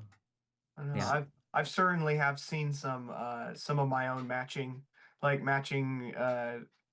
ones online that are a different color. You yeah. know, I've seen this one I have that has like planets on it, and Oh I've seen wow. it in green, and mine's a brown and silver, and then saw it. It was in green and orange, I think, and I've also seen. So I also have a tie that has like traffic signs and a road on it, Oh, that's and cool. I've seen that one also in green. Funny enough, so Huh. it's just like they're around. They'll Yeah, you still show wait up. for it. Yeah. They'll show Yeah. up, and there's a lot of people. Um, Based on what I'm figuring out, there's people that like, oh, I went to a yard sale and found someone's family heirloom of a tie and just like kept it, you know. Yep. Um, like someone someone sold on Facebook Marketplace to me an orange brocade that has Hmm. fish on it, and Hmm. they wanted $20 for it. Like it was just kind of like, I oh, you know, I just want a quick buck off of my great grandfather's tie kind of a thing, and it's just like, oh, Yeah, yeah. yeah. I found a brocade. I was showing it to Maverick last night. I found a brocade in an antique store in the original box. It's never been worn. It's dead Whoa. stock for $10. Yeah, Yeah, that's awesome. yeah. I think if it's really dead stock, I found recently at the thrift store, I found a dead stock 1940s boys tie. So it's like clip-on. Oh, It's a clip-on tie, yeah. and it's still in the package, and it has like the young kid in a suit on it, Wow. and underneath, right underneath the flap of the tie, it says just like dad's. Yeah, It's I've seen so those. it's yeah, I know they're Hmm. around, like there's lots Yeah. of them. Yeah. That's what I found out. I was like, this isn't like this couldn't be that valuable, and but I got it for like $3, and it's like, okay, I cool. mean, I'll hold this on the wall, you know. I mean, but you'd be surprised by the type of kid stuff that goes, for a high price because even those very Yo. early printed like Superman t-shirts from the 40s, those go for like $500, sometimes a thousand. Whoa. Oh, Yeah. you know what's crazy, Shiloh? I went Mm. to a local antique store in town, it's a couple years ago, and there was this lady running this antique shop, and she in the back she had like a rack of certain clothes, and then I saw a child size 1930s Palm Beach suit, and it had a belted Mm. back on it, Wow. Yeah, and you don't find those. You don't find those and I often. wish I would have bought it, and I didn't buy it. And I'm like, I don't want it. I mean, she's like, yeah, you're into vintage because she just saw me all suited up all the Oh, time, and she's yeah. like, you should buy it, and because you're not gonna find it. I'm like, I didn't listen to her advice, and the only reason why I knew that it sold is because that one guy that always sells me that he sold me one of the Hollywood jackets and some Yeah. sportswear stuff. And he told me he's like, yeah, some one of my guys bought a child size Palm Beach suit at this lady's antique store, he showed me a photo. I'm like, yep, that's the one. That's the one, yeah. Yeah. Yeah, you'd be surprised. The kid stuff goes for a lot of money. Yeah. Yeah. Yeah. So Yeah. But I just remembered on the matching ties subject. I know that me and Maverick have a tie that match. Um, and I actually have two ties that also match with one of my other friends here in California. You might know yep, yeah. Adrian Saavedra. Well, you know Maverick. Um, Yeah, I yeah. think I've seen him on You the might Queen know Mary. Shilo. Yeah. Yeah. Um, Adrian. it's funny because I was showing Maverick last time my topster too, my Pendleton topster, and I have one of those the early 40s one or the late 40s, sorry, where it has that spear point collar instead of the 60s small one. And I've never seen another like the one I have, but he has the exact same one that I do. It's green with like a blue in it and white. He has the exact Exact same same matching one. one. Oh. Yeah. Well, one of my buddies, Sean, told me to buy it because he's like, I'm looking for more casual stuff that looks 40s and 50s, and he's like, Yeah. get a Pendleton Topster, and he sent a link to one that was in my size, and then he's like, Yeah. it was like 30, $40 for it, and I paid Yeah. practically nothing for it, and so yeah, what are the It's odds, right? I've always found the craziest stuff at a Goodwill women's section. I found an overcoat from 1949 for $25. I found a one of those Hollywood gabardine cardigans, but it doesn't have obviously doesn't have the lapel, but it has a collar that's sewn in at the very top. $25. I found the Pendleton in there. It's always in the women's section because they assume, oh, this looks a little feminine. 25? Yeah. Yeah. $25. Dang. Yes. Yeah, I Wow, found an I feel entire like that's overcoat. expensive at Yeah, I Goodwill. know, yeah, because they thought it was a higher end, you know. Oh, that's are 'Cause- they are doing that now, aren't they? yeah, because they Like saw the label Pendleton. They said, "Oh yeah, it was I've 25 bucks." I've just been trying to go to like local like Christian ones, you know, Yeah, like because Salvation they're Army or something. yeah, Salvation Army. We have one called Axe. Like Hmm. I mean it's I like to donate there, and then you know it's like, oh sweet, they give you a discount after you donate, and then you can Yeah. go in there and get a discount on anything, and it's like they're, you know, it's a charitable organization. It's not some giant corporation. So that's Right. Yeah. basically getting clothes for free, mind you. They don't have to do Yeah. any work except for organize it. Yep. It's brought Yep. to them, you know? Yep. Yeah. So that's what I've been seeing is the prices of thrifting, because it's like, oh, it's thrifting, but then people who actually need to thrift can't find clothes. Yep. Exactly. And Yeah, and that's I all. found some really good 50 stuff in Salvation Army too, and yeah. Yeah, it's like, because I mean, most of the stuff that I was seeing at Goodwill is like in the men's section is like $10, and so it's, $10. You think about it, that's more than half an hour of work, Yeah. more than half of a whole hour of work. Yep. So, if maybe, I mean, because in California, minimum wage being like Yep. Yeah. 16.90, so it's Oh, like, it's it's a lot of trade. You're trading a lot of labor for something that was given to a store for free. Exactly. Yep. Yeah. And I think Kira, that's all to blame. I was just going to say, with all the way the prices are going, even on 90s, 2000s, the clothing, they're cottoning on to how much, a t-shirt, vintage printed tee can go for hundreds of dollars, and they Yeah. sort of want to cash in on that sort of Oh yeah. they're Yeah. they're using trend now. AI. They're using like Google imaging or Oh something yeah, to and the reverse know. image searching it. Yeah. Yeah. Mm. Yeah. Yeah, that's what I started doing. Was I was looking at some of my own things that I have, and I was using Google Lens to find out more. Because when you just do a quick Google search and you even like try to be as specific as possible, it'll Yep. always try to sell you something. Yep. Mm. I don't Well, know that what it too. is with Google not just showing you photos. It's always, Yeah. here's photos from people selling stuff, and it won't That even be too, what or you're it's looking just for. that too, or it's just literally not the same thing that you Yes. took a picture of. Yeah. Yeah. Like 1920s Peaky Blinders. Yeah. You'll like that. You like that? blinders. And it's like the Yeah. slim fit cut with the tweed and it. Yeah.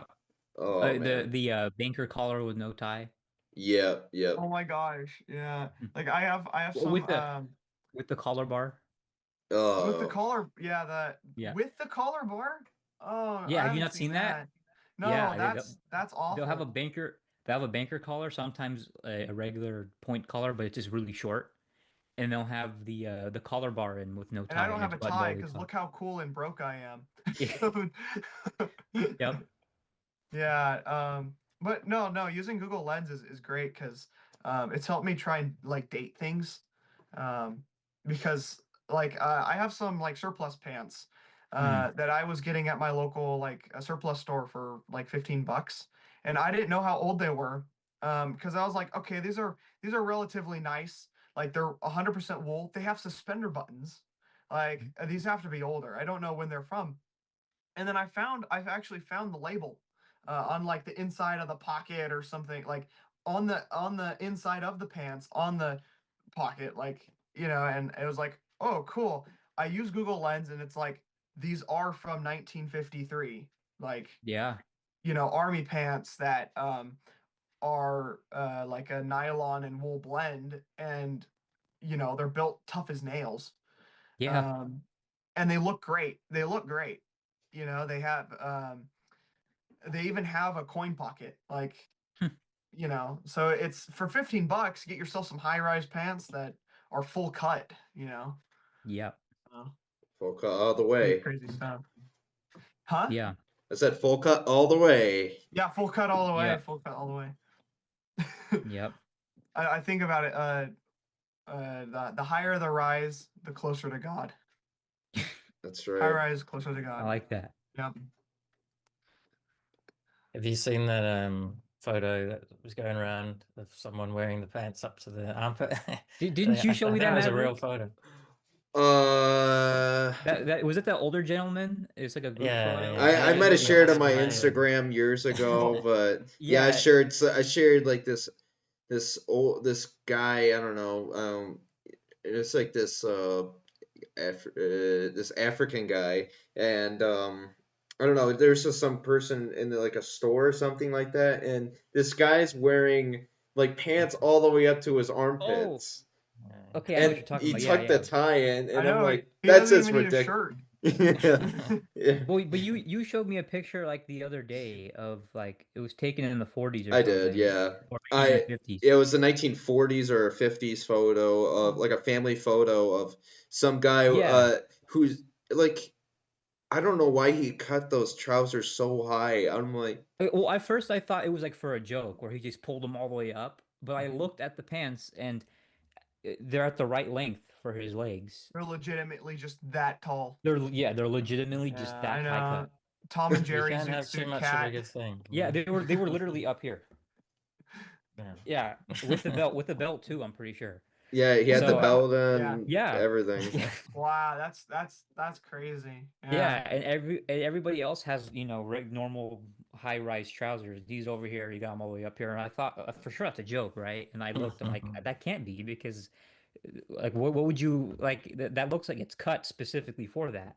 So yeah, Family Guy Yeah, yeah. done a Ro- little sketch on it. I yeah, think once high waisted, fast talking trousers. I think they called it. Like Maybe he oh had my. a good sense of humor. yeah. Maybe he was trying to Yeah, be experimental. He was trying to be the next big trend or something. Why only go? yeah. For Why only somebody go a like little higher us with to these? notice that, like, maybe he's setting something here. Maybe he's setting the bar for all Yeah, these wait a minute, wait a minute. head He's onto something caps. here. I, Yeah, he saw the zoot suits and he go, I can improve upon that. Let me I raise could it do up a one little bit. better, guys. Yeah, he did one. Well, that's Somebody that's actually another topic. older.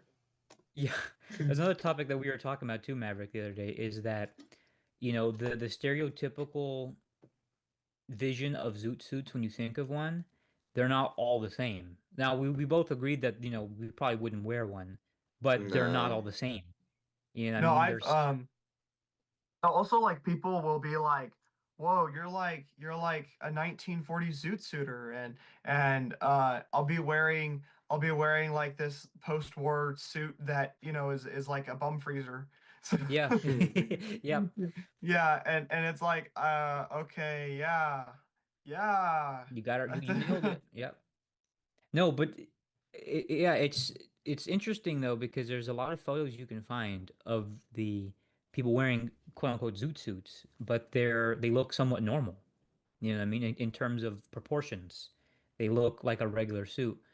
But and then also on the far side of that spectrum is that you have the crazy ones with the huge, full like three X cut trousers with the ankles that are like what like opening is probably like what 2 inches if that.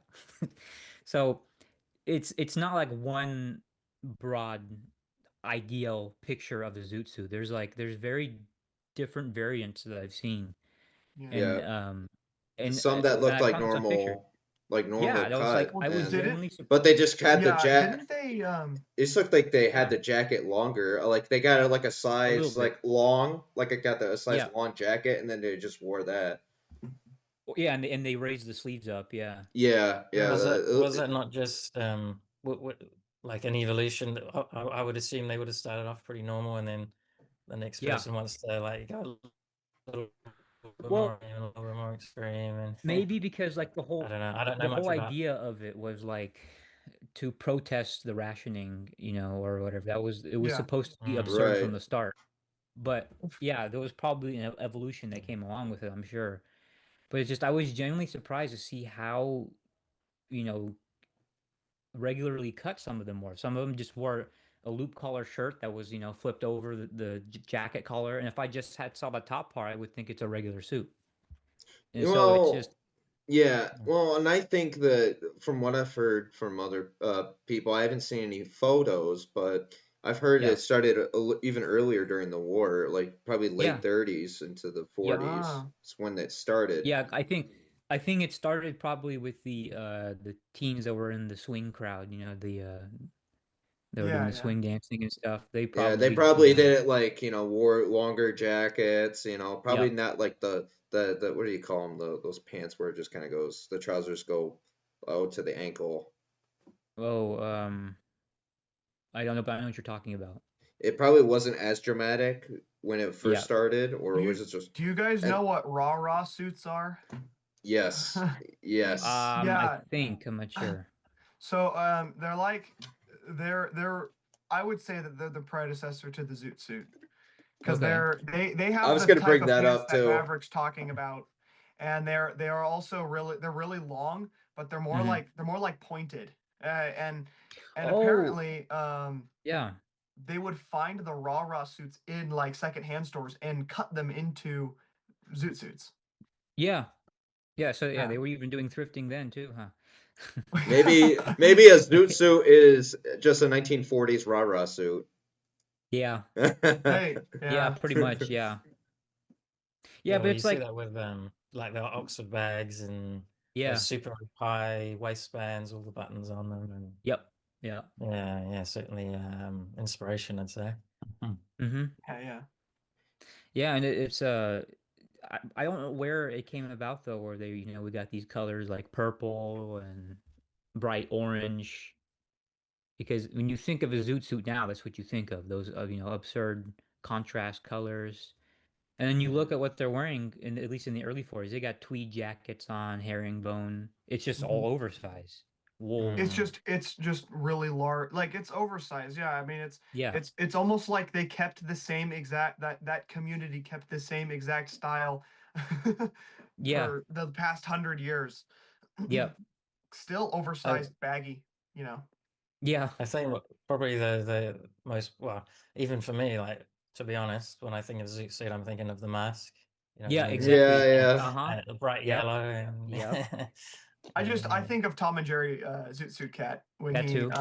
yeah, because when he like introduces himself and you know he's like he opens up the jacket, you see that the pants are up to his neck, like Yep. and he's on the right. Oh, you on the right side of life, Jackson. And then he turns around and you see the hanger in the back holding up his shoulders. Oh, yep. Yep. Yep. Yeah, I think the whole ideal image of that really came, I think, probably from Cab Calloway. mm. Yeah, yeah. Yeah, Yeah. because Cab Calloway, that Zoot Suit. Yeah. Yep. he wore that. Was it the movie Stormy Weather in Yeah. 43? Yeah. Yep. And that was a big statement back then, wearing that kind of suit in a film. Just for any publicity photo of him, wearing a oversized. Because even cuffs were kind of slightly frowned upon because they're if you're making new ones, it's extra fabric. And I had, not to mention the extremely large lapels that they were wearing with those. Lots of fabric. Yeah. Yeah.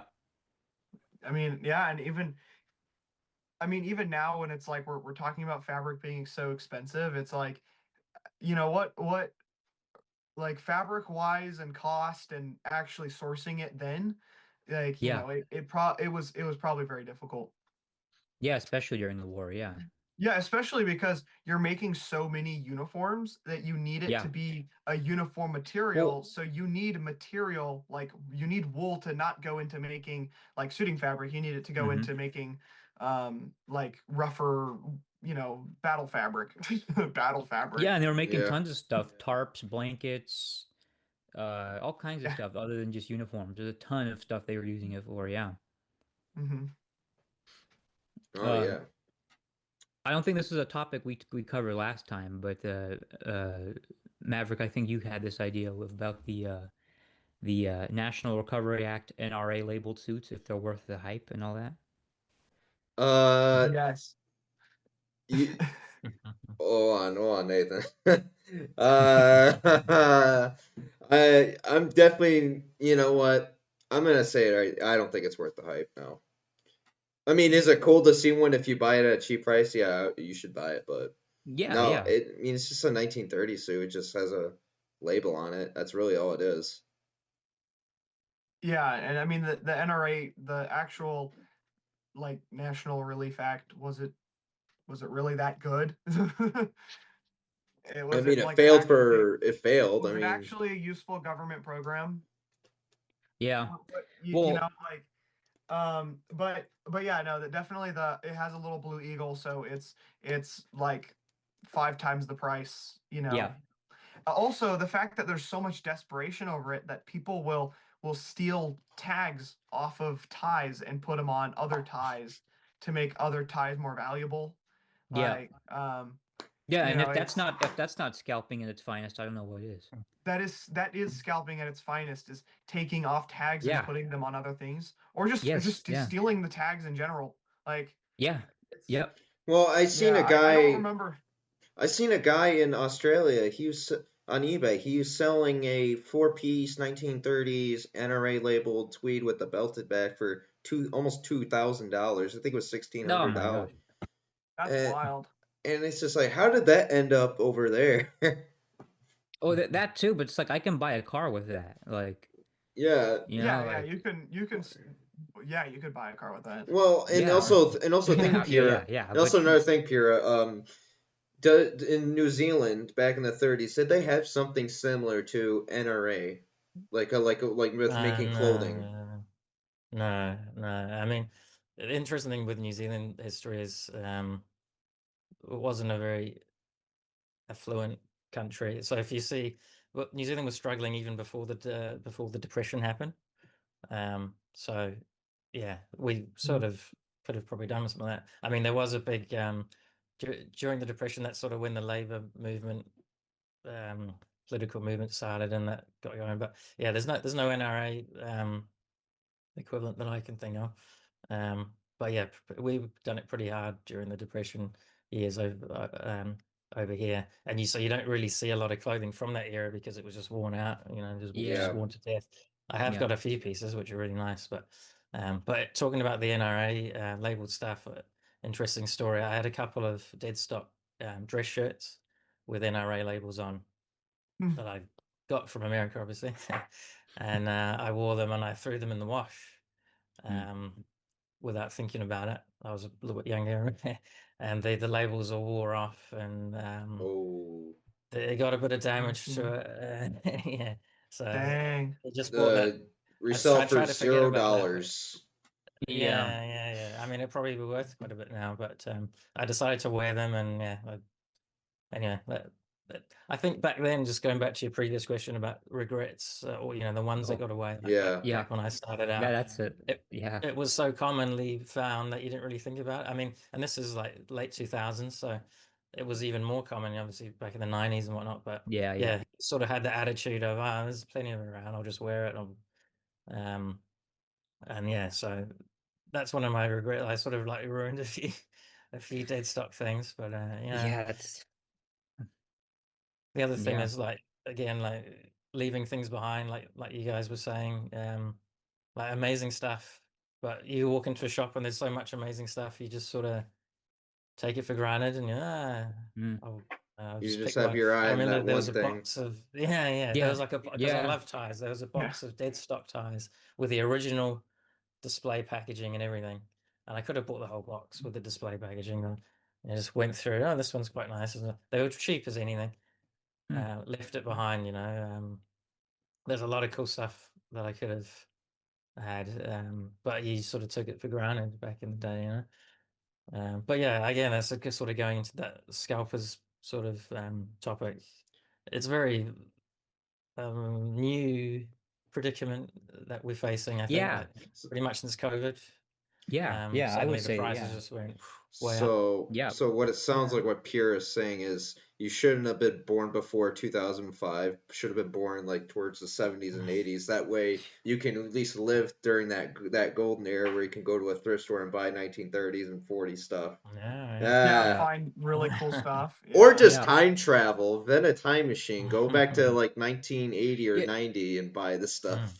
The thing that always like kind of like it kind of makes me mad at the same time, but it's so fascinating to think about. I tell this to Maverick too. It's like the things that people are fighting tooth and nail for.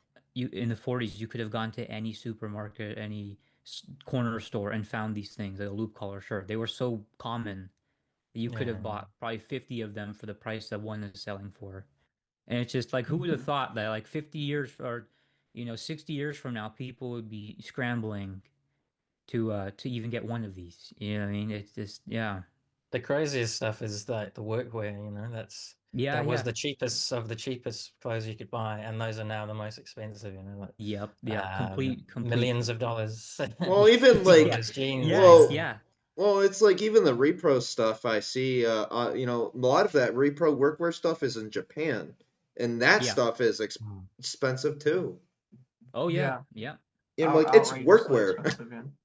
yeah. They're big on that stuff. They like the workwear stuff a lot. Yeah, but I mean, Yeah. if you want yeah, to it get into is. vintage workwear, you got to get the repro stuff. Basically, like it's not Yeah, yeah. anywhere near accessible anymore. You're not wearing that mineshaft found 1880s Yeah, Levi Or denim. a You're not pair wearing of that. original Levi's from the 1880s.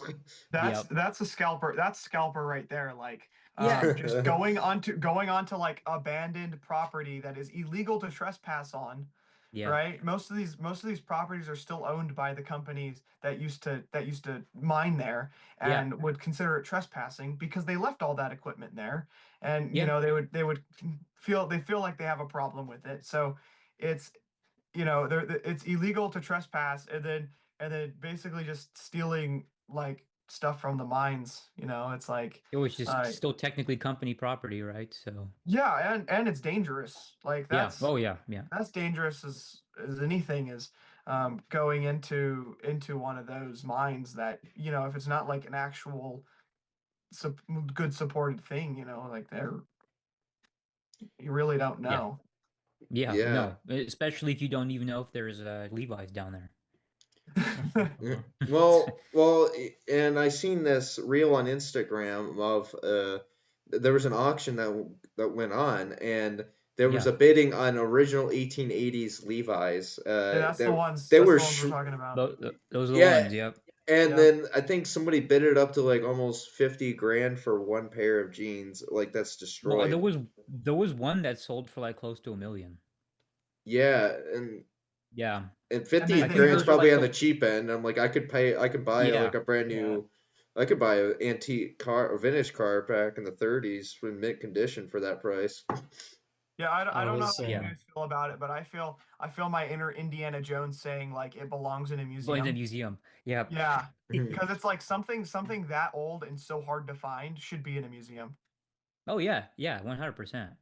Yeah. But a Yeah. lot of these guys, that collect this stuff, I mean, a lot of the rare stuff they just keep in their private collection and don't, you know, They I don't have wear it. They just it's yeah, I have just a they, feeling that a lot of it is like mothballed for the purpose of like later reselling. It's like an investment. yeah, it's always sold to other collector. Like, yeah, it's Yeah. a bit like the art world, the fine art world. It's like its own little Well, yeah, it's the same thing. thing with like with ocean liners and like with Queen Mary. It's like furniture is missing for 50 years because it keeps changing hands of private Mm, owners.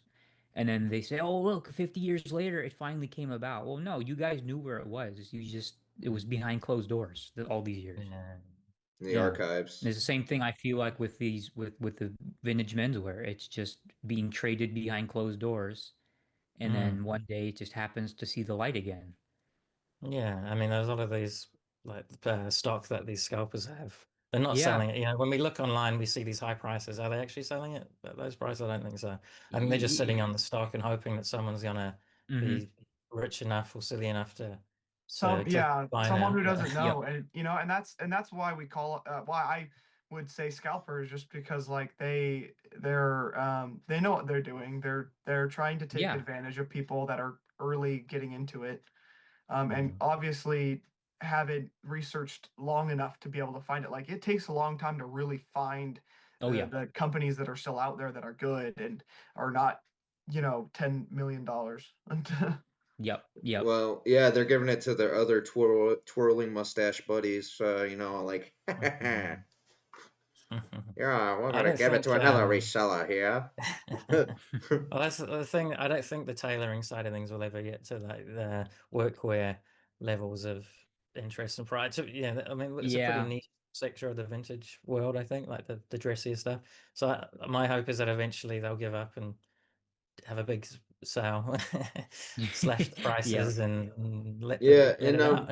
and I Yeah. wonder why. I wonder why some people, like I've seen some people like Wayne, go into more custom stuff because it's like even like anything before 1947, I feel like you're paying a high dollar for, and And it's Even like in an economical standpoint, as the consumer or somebody who buys this stuff, like would I rather spend it on an original that could have damage and it doesn't fit yeah. properly, or go for reproduction or some a custom made that knows the cut and has Mm. similar fabrics to what you want for the same price.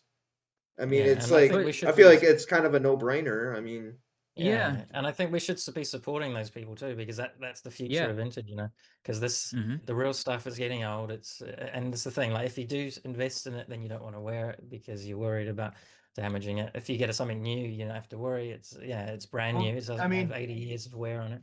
with the Um, whole Yep. like private collection thing though is it seems like most of the like as we're saying, like the old suits and the old belted backs, like most of the ones that are in the wild are the ones that are most damaged, are Yep. most like Mm-hmm. just someone was like, oh, I bought this a while back and I just like, it was like, well, it's damaged but it's worth something, so I'll sell it now. It's like, Mm-hmm. Mm-hmm. no, just much better just to get a new suit made. Yeah. and and a lot of these resellers too are really like scummy. I wouldn't say scummy, but they're like very sneaky about like selling stuff. They won't tell you some damage on it. I've had that happen. And Nathan, you know this Etsy in guy. particular. Yeah, well, Yeah. Nathan, you know this guy I too. know this guy. I I'm do not know gonna this I'm not guy. gonna I'm not gonna dox him, but years ago I bought a original 1930s 4-piece pinstripe suit for dirt cheap. I mean, not dirt cheap, but really cheap actually. And it was a little too small. And this guy, he said, "Well, I could give you a trade, and I can give you a victory suit with it." And me starting off, and I'm like, he's trying to, you know, finesse me, and so why I should buy it as a typical reseller does. And my Mm-hmm. stupid head doesn't have common sense. I didn't have the common sense at the time to realize this, and so I went along with it, and and I traded, and yeah, and I got it, had damage on it, Mm. and the fabric was worn, and so I Yeah. was And that, yeah, that you didn't know about. yeah, and that's why I don't ever do business with him.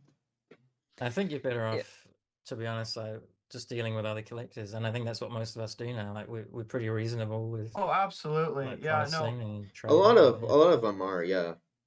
Mm. Yeah, Mm-hmm. But I've they got were, a I've got a good friend that's he's about a similar size to me, but he really likes 60s and 50s stuff more, and only wears that stuff to work. So he actually had a British three-piece suit that he had bought like, several years ago and just never wore it, okay? And I threw it on, perfectly fits me. All I needed to do was let the hems of the pants out because I'm tall. And he wanted uh 260 for it.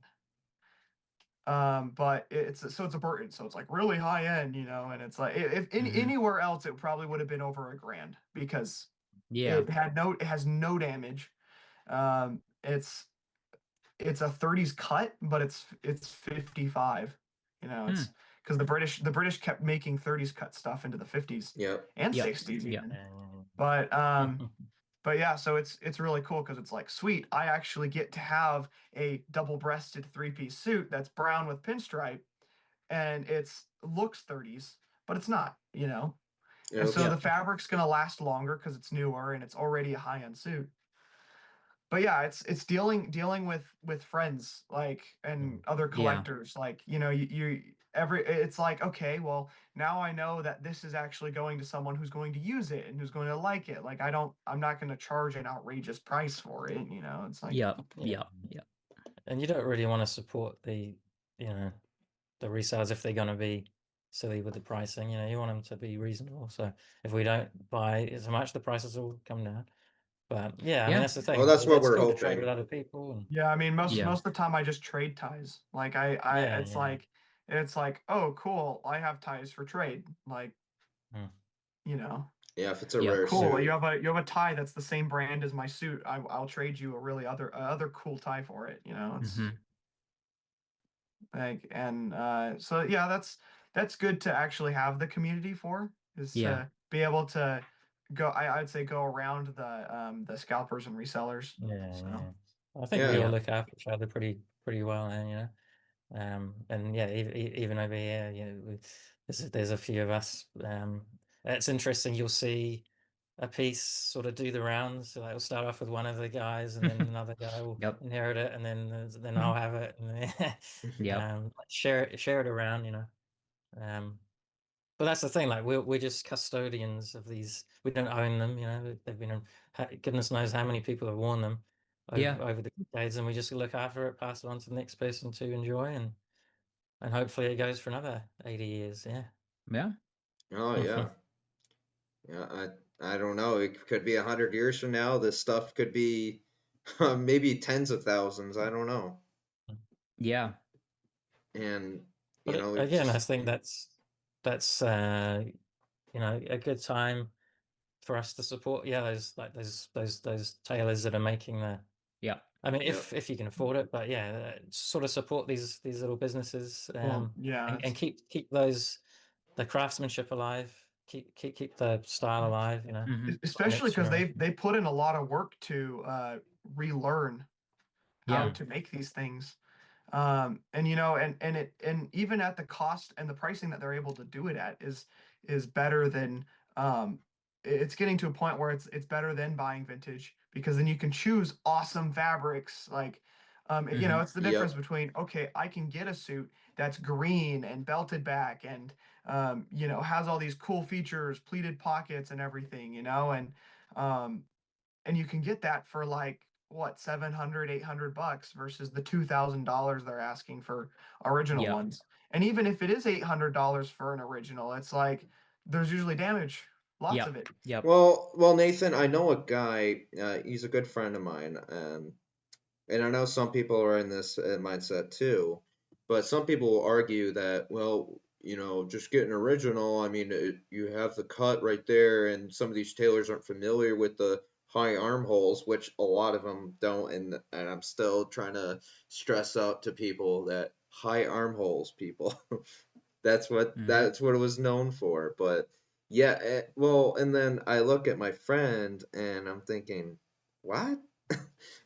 And just I'm thinking, so in your own mind, you'd rather pay 2,000, I mean, hundreds, maybe thousands of dollars for that original suit that has some moth holes on it.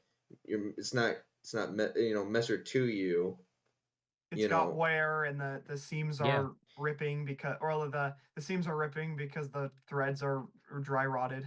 Yeah. Yeah. that's what confused me a little bit. But if he can find original stuff because he's a taller guy, more power to him. But I don't, I know it's like There's your luck's about to run out because I had it when I first started like him.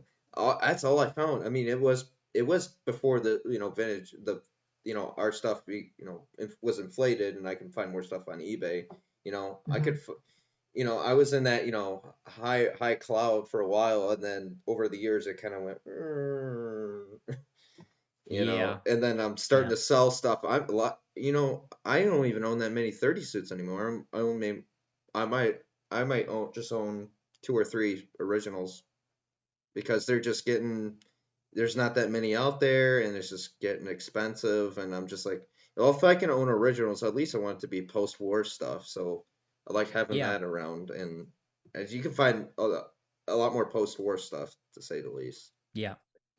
Yeah. I think there's a big percentage of the vintage world the fixate on has to be original, you know, has to be the real Hmm. deal. I've always been a big advocate of reproduction, even when I started out, because I just thought it was a good idea. But and I think it's starting to come around. But I think a lot of us we sort of have this reverence for the old stuff because it's all like, you know, we treat it like it's something magical Yeah. Yeah. almost. But it's just clothing, you know. It's I think we have to be yeah, a bit more reasonable, Yeah. and not treat it It's like it's some it's sort of supernatural thing that is to be it's not your Yeah. mother-in-law or put on a something. pedestal.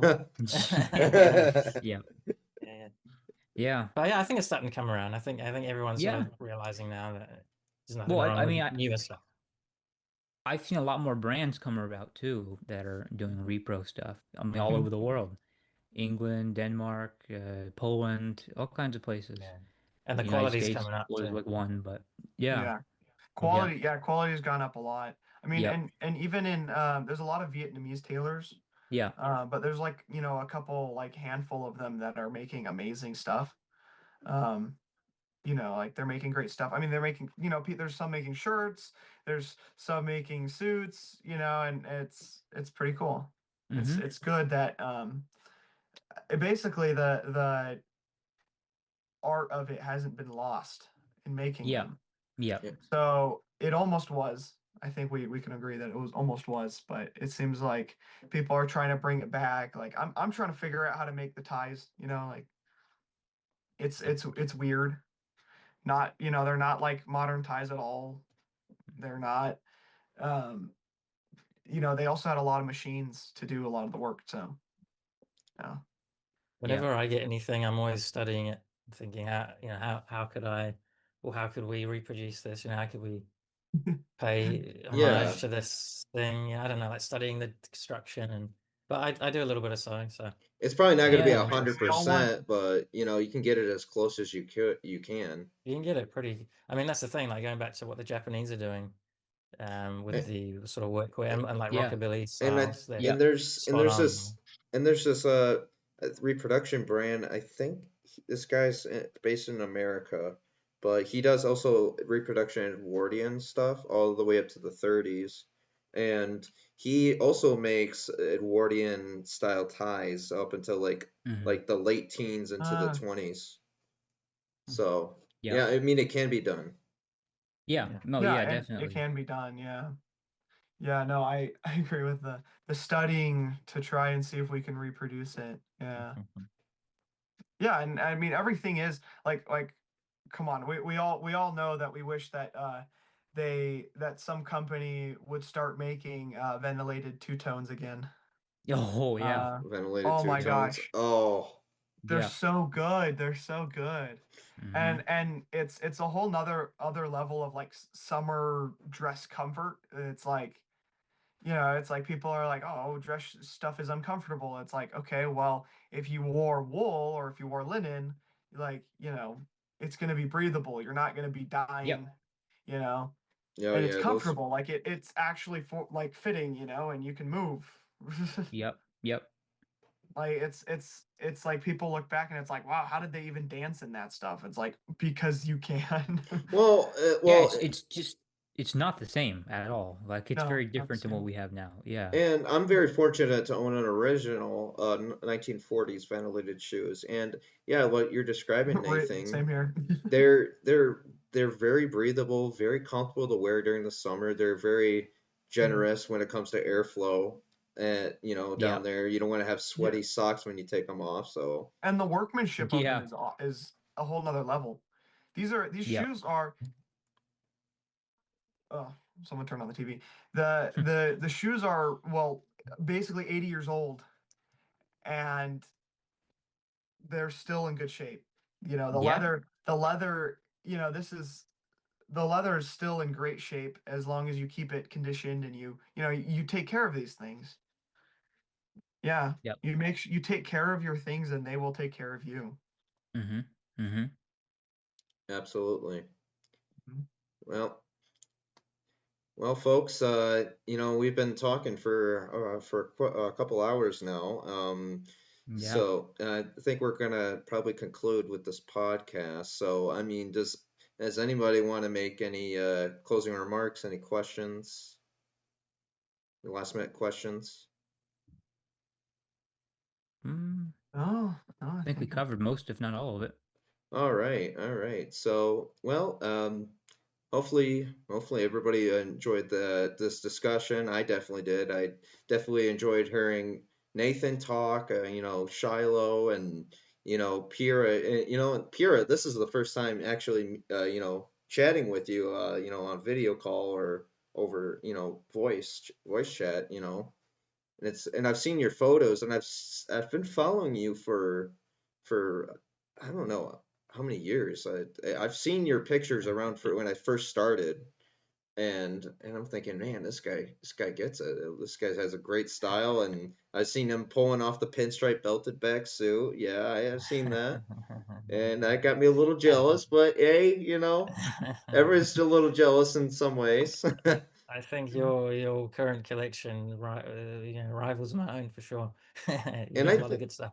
And I think, and that's the problem too with people like us. It's like I think sometimes we need to understand, like we need to be grateful. It's like, oh man, I wish I had that, but we need to be grateful for what we have. I mean, Mm. I there's know. It's like, oh, I want more ties. I need more ties, but Me like too. you look behind me. I've got a tie rack. I got 2 tie racks up there and one right there, and there's probably like almost 100 ties behind me. Like, well, yeah, it's yeah, and there's a lot of people who who follow me, follow Nathan, or maybe seen Shiloh's videos and follow Pura here, and just they don't have that stuff where they live, and you know, and we should just be very grateful for what we have. So Yeah.